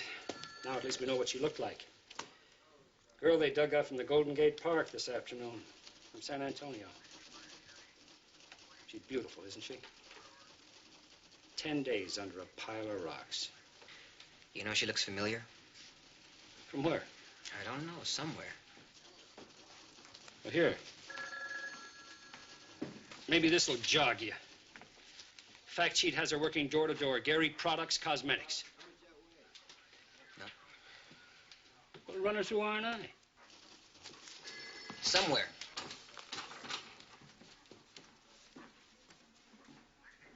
And classes. Painting, yoga. You know, just having fun, living. May I ask you a question? Of course. Are you married? Does it make a difference? Well, yes and no. Nighttime dates, we have 5 hours. They told you that at the escort service, didn't they? Well, I just find sometimes that married men are really nice for the first 4. It's the 5th one they get a little silly. Well, I promise I won't be silly. So you're not married? Straight arrow? Divorced. Oh. Tell me more about you. You really want to know why I do this, don't you? For the money, Mr. Gilliam, and for the people I meet, okay? What are you looking at? Your hair. Don't you like it? It's very long, isn't it? Sort of. That's the way you should wear it always. Long. Not up like that. May I say something? Sure. You're a very nice-looking man, Mr. Gilliam. What's a nice-looking man like you doing, paying for a date?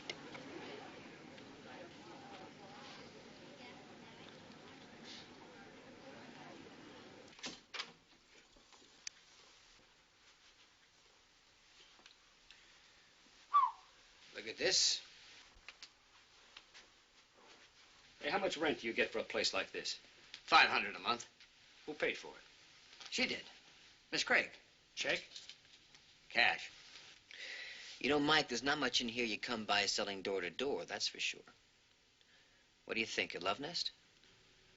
So where's the bird who bought it?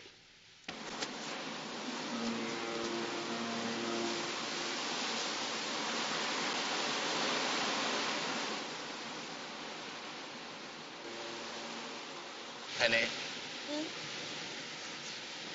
Oh. You'll hate me. No.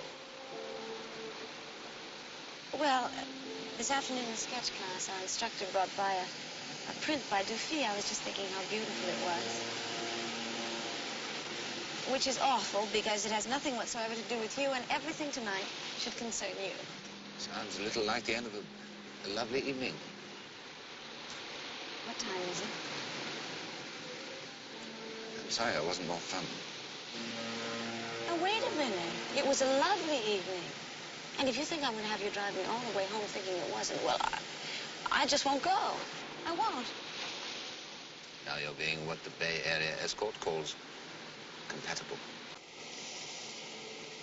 You listen to me, Amory Gilliam. You're a very special man. You are. You're intelligent and you're witty and you order the best meal ever, and I love to hear you talk. And I'll remember this evening for a long, long time. And you want to go home? The truth? Straight arrow. I'm beat. But you needed the money. Listen, if I can help... If you reach into your wallet, I'll walk home. I'll take you home. Almost home. Bay Area escort. I know. The nearest taxi stand. Rules is rules.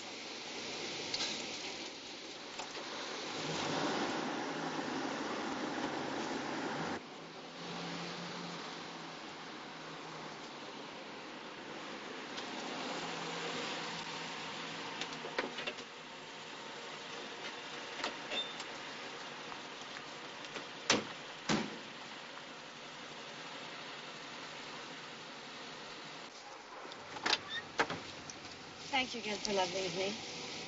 I'll see you again. All right. The lady will tell you where to go, driver.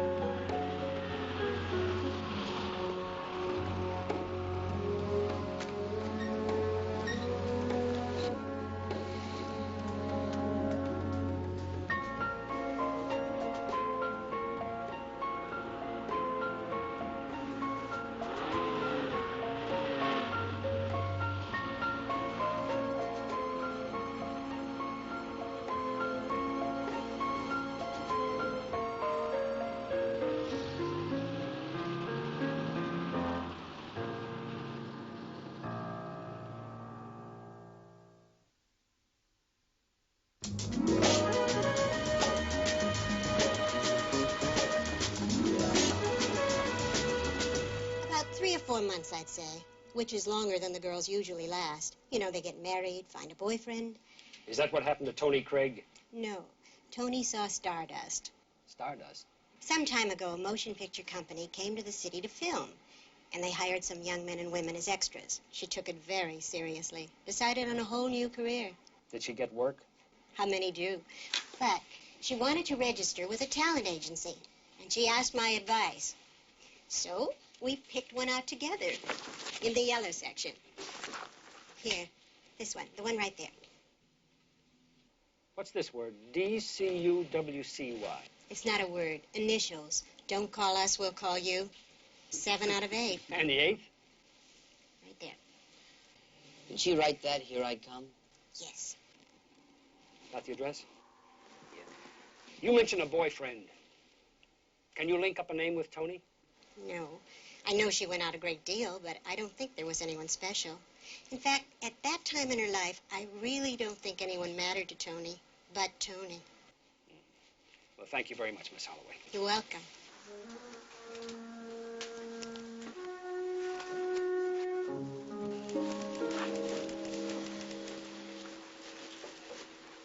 What's the matter? Oh, that handwriting. What about it? She just seems so excited, you know, all those exclamations. She ends up under a pile of rocks. Don't let it get to you, buddy boy. You mean it doesn't get to you?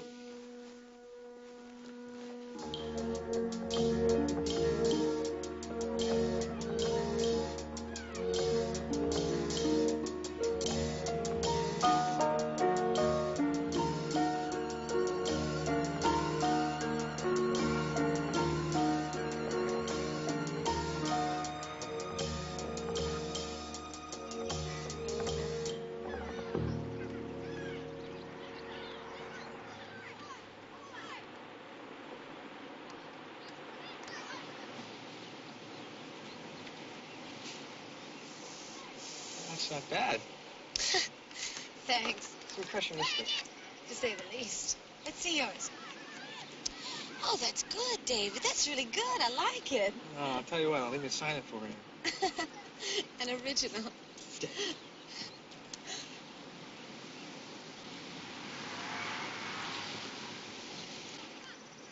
I don't believe it.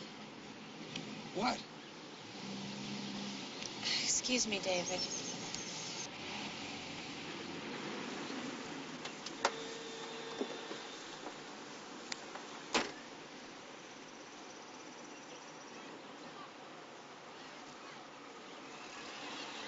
Hello, Kim. What are you doing here? I wanted to talk to you. You followed me home last night, didn't you? Now, Kim, And then you followed me here this morning. I don't like that. wait. Hey, man, I think it's cooling. Get lost, Sonny. It's all right, David. Honestly, it's all right. Why did you do that? Kim, I brought you something. I'm not interested. You're being very difficult, Kim. So are you. Come on. Oh, come on. It's in the car. If you don't like it, you can hit me with it. Is it heavy?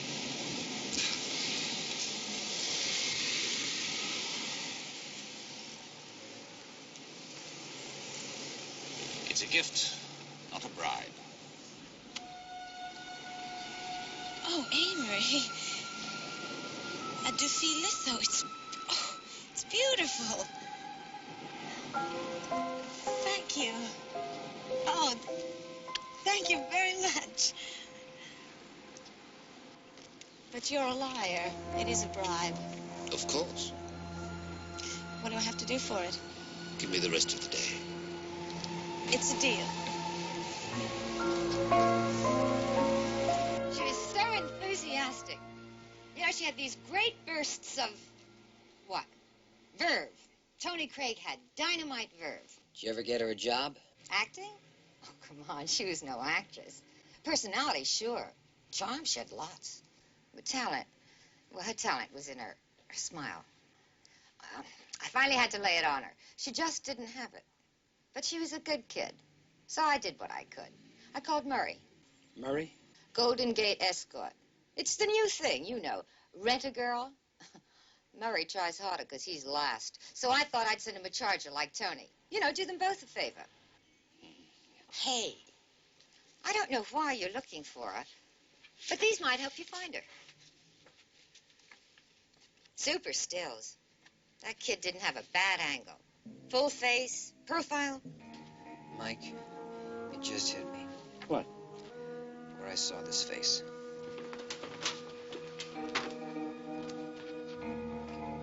Here it is.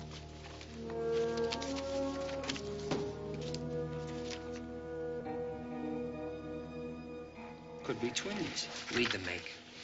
Deceased, Kara Hale, female, Caucasian, age 22. Found murdered March 6, 1972, Seattle, Washington.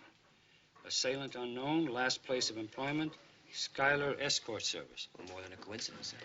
Well, odds don't go that high. Mike. Yeah, I'm listening. I'm Tony Craig. I just got off the phone with Austin. He's checking out the other tenants. One of them said that they talked to her a couple of weeks ago. Said that she was talking about checking out, going back to San Antonio. Said she was frightened, but he didn't know why. I think we do, Norm. It isn't too low, is it? No. Are you sure? Live with it a while. You'll see. I don't know why I'm arguing with you. Pointless. Come here. But you bought 4 other outfits. Don't you want to see them? Here. Oh, I want you to see them. I know what you'll look like. That's why I chose them.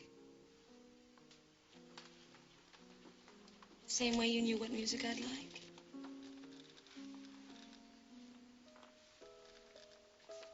And what wine? Where's the flaw, Amory Gilliam? What? How did she let you go? Who? Your wife. Oh, Anita. gracefully. How old are you? 51. No, I mean, right now, right this minute. My life is starting all over, Cara. Cara? Cara mia. Whatever that means. Heart of mine. I can help you, Kim. I can make you into something we'll both be proud of. Would you like that? Very much.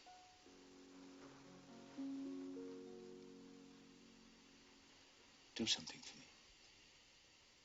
What? Let down your hair.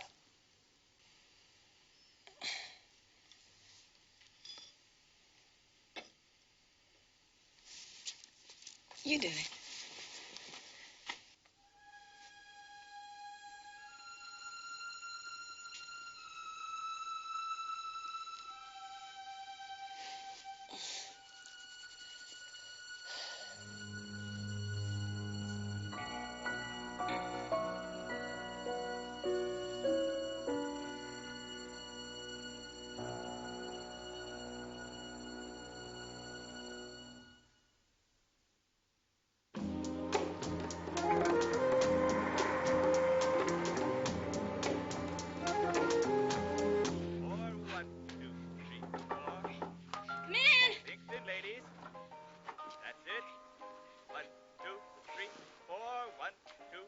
Mrs. Short?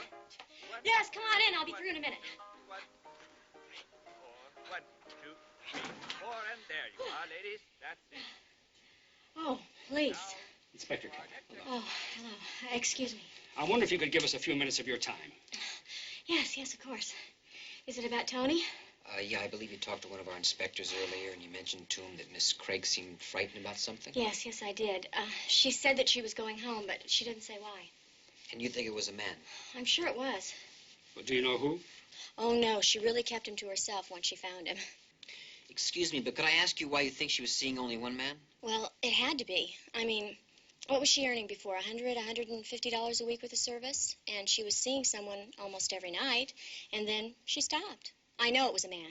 Now, how do you know? Well, all the new clothes and that streak in her hair. It was always down the same way. Besides, that's the way it was with Artie. Artie? My husband. I met him, and that was it for me, too. Except for now that we both feel secure with each other, then maybe we need a little extra money or something. Well, excuse me, but you're hired out through the same escort service? Golden Gate, same as Tony. And you still go? Yes. Even though you're married? Oh, sure, a lot of the girls do. It's really nothing can get heavy unless... Oh, wow. You think that the man that she met at the service is the man who... Mrs. Short, I want you to tell me everything that you know about this escort service and about everybody who uses it.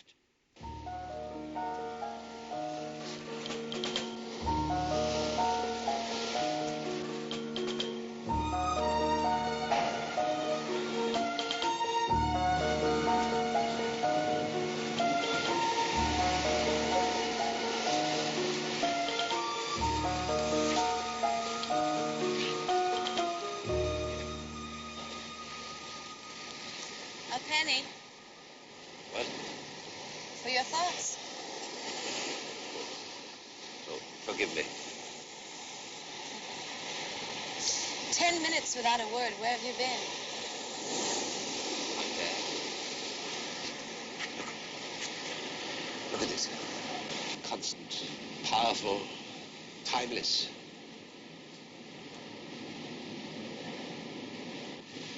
Are you afraid of growing old, Amory?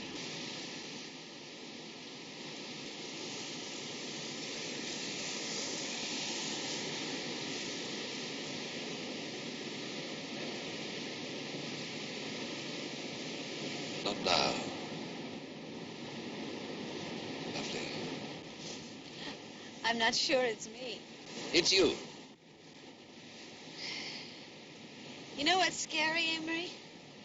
Sometimes I think you know me better than I know myself. I see you very clearly. I've waited for you for a long time. We belong, Kim. Together. Here or someplace like this. Have you ever been to the tower? What tower? Robinson Jeffers Tower. Down the coast, south of here, near Big Sur. It's a fortress against the world. Who is he? Poet. And he built his own home? With his own hands, stone by stone. What does he write about? The sea, nature, man's failure, violence, wildness, the power of passion, love. I'd like to read him someday. I intend for you to. I'll bet you have a whole reading list picked out for me. You're too much, Amory.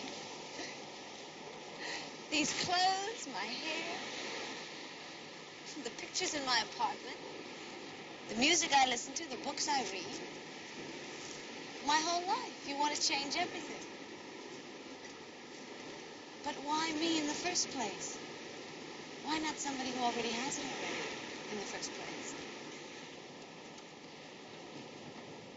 Do you mind? I'm not sure. I'm really not. It's all so sudden, so serious. I just... Just let it happen. We'll go there, to the tower. No? Well, it's not far from here. We have the time. I want you to see it. I can't. That is one word that is deleted from your vocabulary as of this moment. Amory, I have a date. Amory, I'm sorry. I really am. But whatever it is you want me to be, even if I want it too, it can't happen this fast. I need time. You don't have to keep this date. Amory, you love the sea, right? Well, maybe one of the reasons you love the sea is because it's free. I'm free, too. Until I choose not to be. And that's something nobody can change, not even you.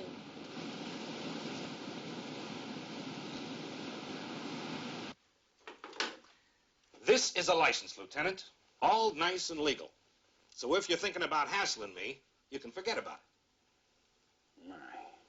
Murray. Murray Taylor? Name change legal, too? My mother's maiden name. Your mother's maiden name. Does she know what you're doing with her name these days? She was a lady. And so are the others in this book, too. Well, we'd like to ask you about one of those ladies, Tony Craig. The one that got hit? Yeah. Man, I didn't know anything about it. What do you know about her? Just that she was a nice kid. Brought me lots of action. I could have used a dozen like her. Ms. Ryan told us how she got here. All we want to know is how long she stayed.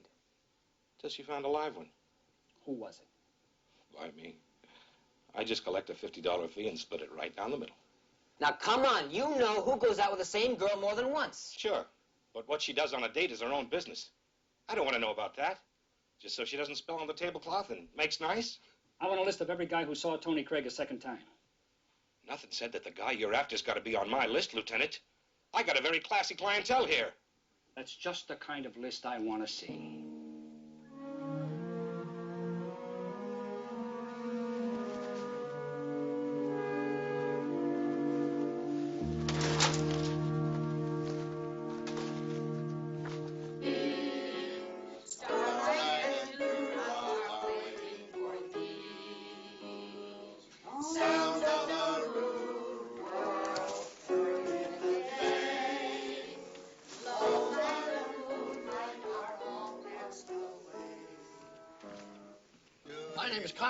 Did you want to see me? Yes, sir. Now, if it's about insurance... No, my name is Inspector Keller. I'm with the San Francisco Police Department. Oh, well, I can't remember doing anything illegal lately, but then I can't count too much on remembering anything lately. You sure it's me you want to talk to? Yes, sir, I think so. It has to do with a young lady called Tony Craig. No, I read about it. Awful. Let's sit down. My legs ain't what they used to be. Over here. Now, regarding Tony Craig. Oh, yes. I read all about it in the papers. Just awful. Well, how did you happen to meet her? I won her. You won her? Mm-hmm. She was second prize. We don't always just sit around here, you know. We go to ball games, nightclubs, have dances. We may be old, but we ain't dead. That poor girl. She couldn't have been over 24, 25 years old. You were mentioning you won the second prize. Mm-hmm. Raffle. We have raffles here all the time. That time I won second prize. It was a dinner and a date. Well, was she from an escort service? Maybe, but harmless. As far as I'm concerned, anyway. She was really quite a charming girl. You know, she used to chatter away, laugh at my silly stories, and lovely evening. I'm afraid that that's all I can tell you about her. Well, that's all right. But would you mind if I asked you one more question? No, go ahead. What was first prize? You might find it hard to believe. Well, try me. You get to sit right here in front of the television, and for a whole evening, and no one can give you an argument, you get the remote control switch right in the palm of your hand for the whole evening. That's fantastic.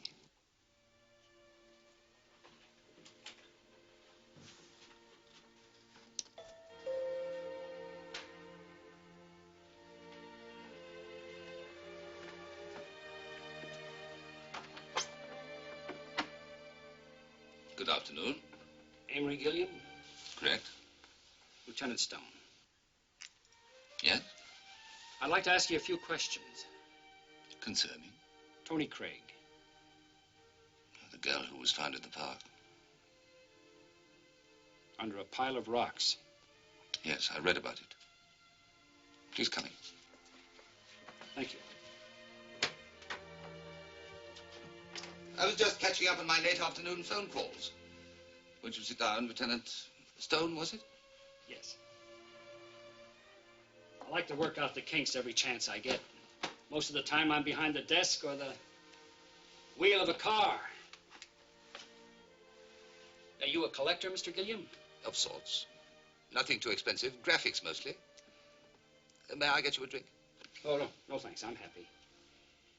Graphics, eh? What's this, these small numbers here in the corner? What do they tell you? They tell you how many copies were run. And which number that particular piece is. 17 over 50. That means 50 of them were run off, and this is the 17th. That's right. Must be valuable.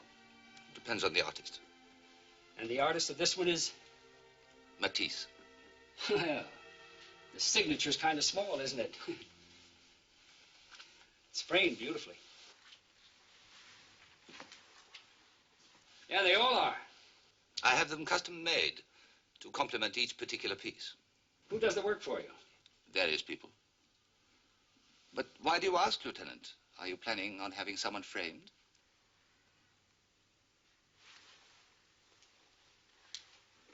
Yeah, that's very good. Mr. Gilliam, how well did you know Tony Craig? Not well. How did you meet her? Lieutenant, it occurs to me that by now you're well aware that I met her through an escort service, and that I saw her on 3 separate occasions. Only 3, Mr. Gilliam? 3, Lieutenant. Now, that's a funny number. Once, you didn't like her. Twice, you liked her a little. 3 times, Mr. Gilliam. Why only 3? Why not 4? I suppose because after 3 strikes, you're out. I asked her 3 times. She said no 3 times. What did you ask her? To come and see my etchings. And you struck out. Yes, Lieutenant. Look, I'm sorry, but I have very little time. Would you mind coming to the point? Have you ever been to Seattle? Often. It's one of my favorite cities. The early part of March? I'm not sure. I can find out for you, though. My records are with my taxman. Well, could you find out for me, let's say, before tomorrow morning? No problem at all. Around 10? Fine. I'll see you then.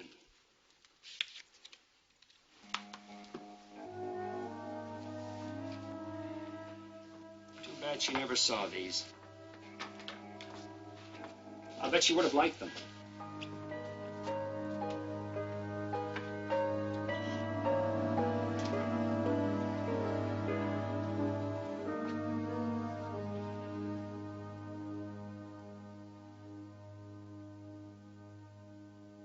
Matisse. M-A-T-I-S... Double S-E. S-E. Foreigners wanted to learn to spell. This one doesn't have to. He's a painter. Hasidian. Why don't you look it up if you can't spell it? Coroner's seal still on the place? Yeah. And I only want that one picture. And by 10 o'clock tomorrow morning, I want a complete report of this guy, Amory Gilliam. Gilliam. Is that one L or two? Two!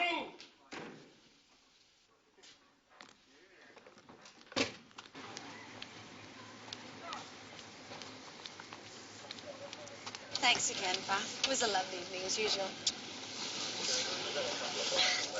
Night.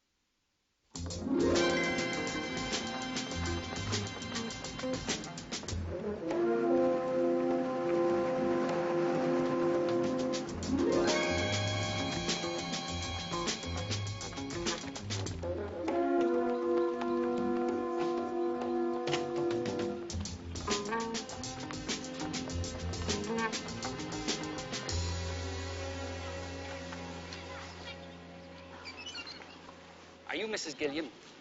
Yes. I wonder if we could have a few minutes of your time. This is Inspector Keller. I'm Lieutenant Stone.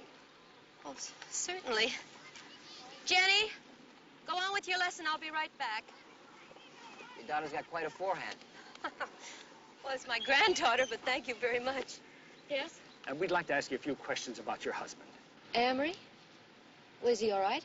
Well, I spoke to him yesterday, and I have an appointment with him at 10 o'clock this morning. Well, then he's in some sort of trouble. He could be. Poor Amory, what is it? I don't know how close you have been with him recently, but anything that you can tell me about him over the past few months, I'd like to know. Well, we've been separated for almost a year. Was that your idea or his, ma'am? Well, I'm sorry for being so personal, but it's really important. there isn't anything really to hide. It's just, I guess Amory just didn't like the idea of getting old. The thought of dying suddenly seemed to terrify him. Started seeing younger women. One in particular. Do you know which one? No, he never told me, and I never asked. It was apparent that she meant a lot to him.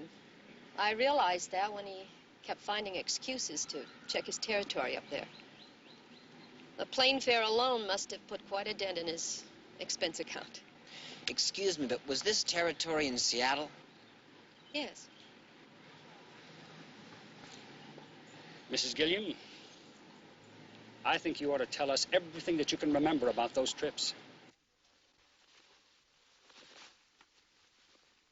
Oh, Amory. Amory, they're beautiful, all of them. And the luggage, I've never had anything like this. But why?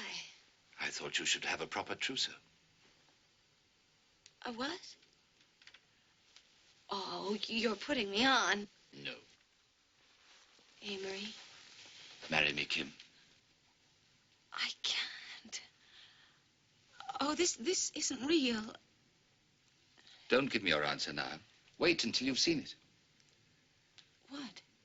Our own private tower. Yours and mine. It's on a point at Crystal Cove near Monterey. I'll take this down while you decide what else you want. I told you I'd show you Robinson Jeffers' tower. Then it occurred to me that we ought to have our own. Not as imposing, perhaps, not built of stone, but built of what we can put in it. From the strength we give each other, the beauty we can create, the eternity we can share. I love you, Kim. Amory, I can't.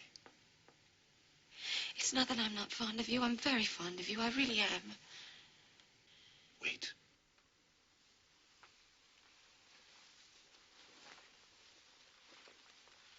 Amory. Wait.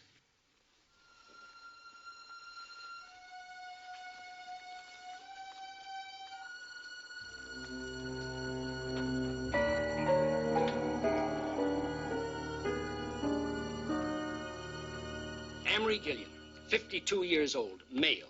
Manufacturer's representative, top tool and die firm. Married 30 years, father of 3 children, all grown and all graduated from college. Right so far? Right. And according to his wife, he seemed to develop an almost overnight obsession with dying. And that's when he started having affairs with younger chicks. So what do you think? Top of the head? Could be. Top of the head? 8 years in shrink school and you're going to give me the top of your head? Easy, man. The ego's a fragile thing. You know, too much flattery. I'll need to find my own shrink. What else you got? The girl that he finally left his wife for lived in Seattle. Now, if we can prove that that was the girl that was murdered in March, Kara Hale, then I think we got something. Mike? Yeah? No message on your boy Gilliam, but there's a picture from the Craig apartment. You know, you just might have a classic type there. I mean, a guy gives up everything he's built over a lifetime for some chick and she rejects him. 18 over 50. I think Gilliam's number may be up. He's got 17 off the same run. Yeah, if he killed the first chick, then he might want to recreate her, even down to the streak in her hair, if that's what your Kara Hale had. She had a streak, yeah. And it could be a pattern. Seeking perfection. Killing her to keep from losing her. Again and again, if necessary. Listen, all of this could tie in, because we got a report on an assault case last night. This guy left this girl that he had met at one of these escort services. Which one? Bay Area. Said he had seen her 5 different times, same girl. So last night when he leaves her, he gets jumped. No robbery, so he figures what, jealousy? Got the girl's name? Yeah, Kim Ahern. Get her home phone number. I'm on a list of every guy that ever dated her. Listen, you want a description on that guy that got jumped last night? Rugged looking, gray hair, well dressed, 6 feet tall, 52 years old. Yeah, he could be a real psycho.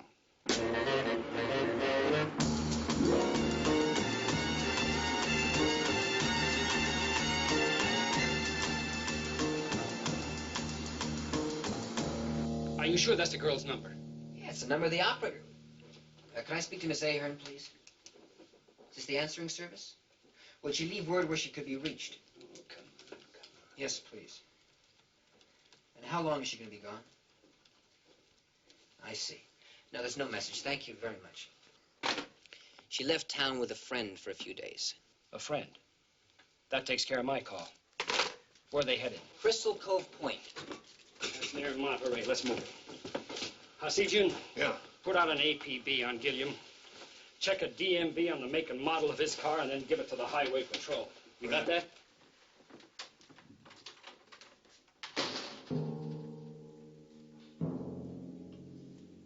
Talk about rejection.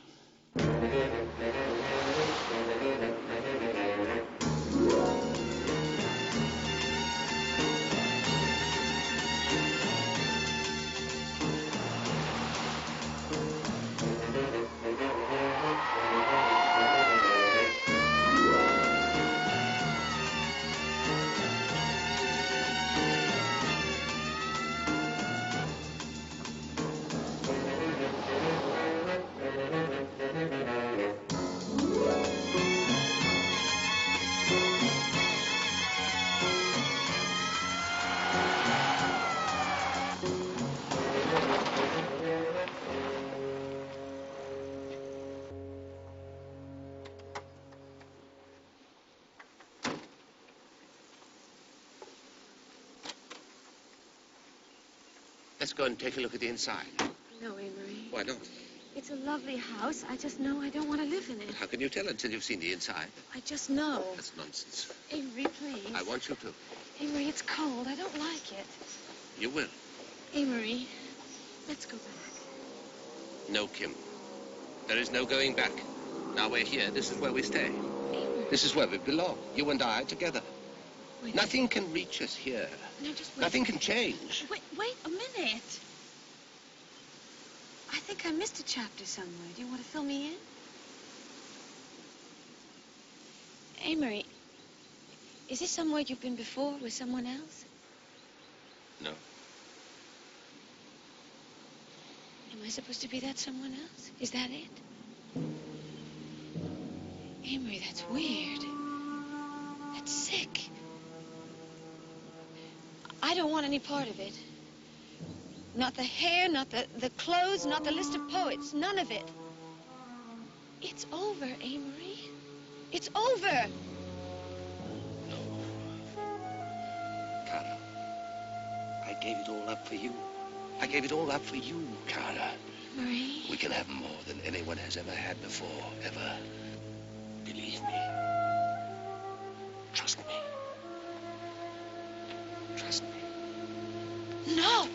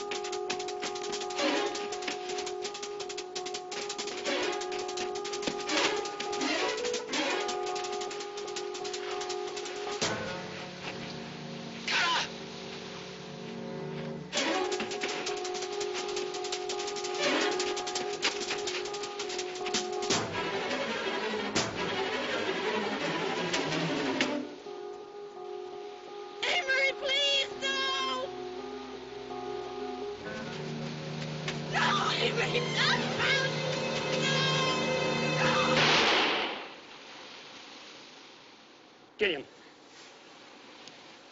Let her go. Come on, that's not what you want. Gilliam, you don't want to die. That's what you're running from.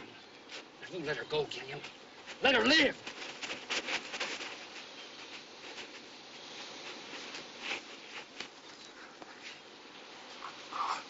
Gilliam. Gilliam, listen. Are you listening? Listen, Gilliam. Listen, man. Are you listening? Huh? Yes. Yes.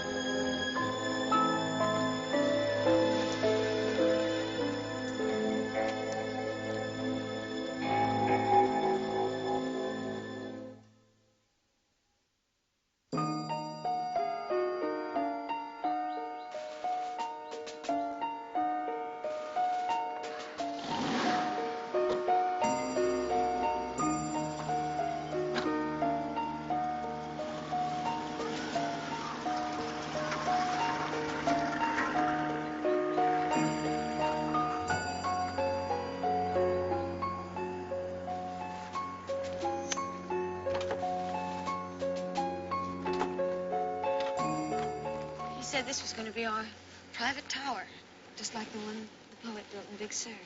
Poet? Robinson Jeffers. He built his own place out of rocks, called it a tower beyond tragedy. I'd call him a dreamer. Man hasn't come up with a place that safe yet. Some men keep trying. Thank you.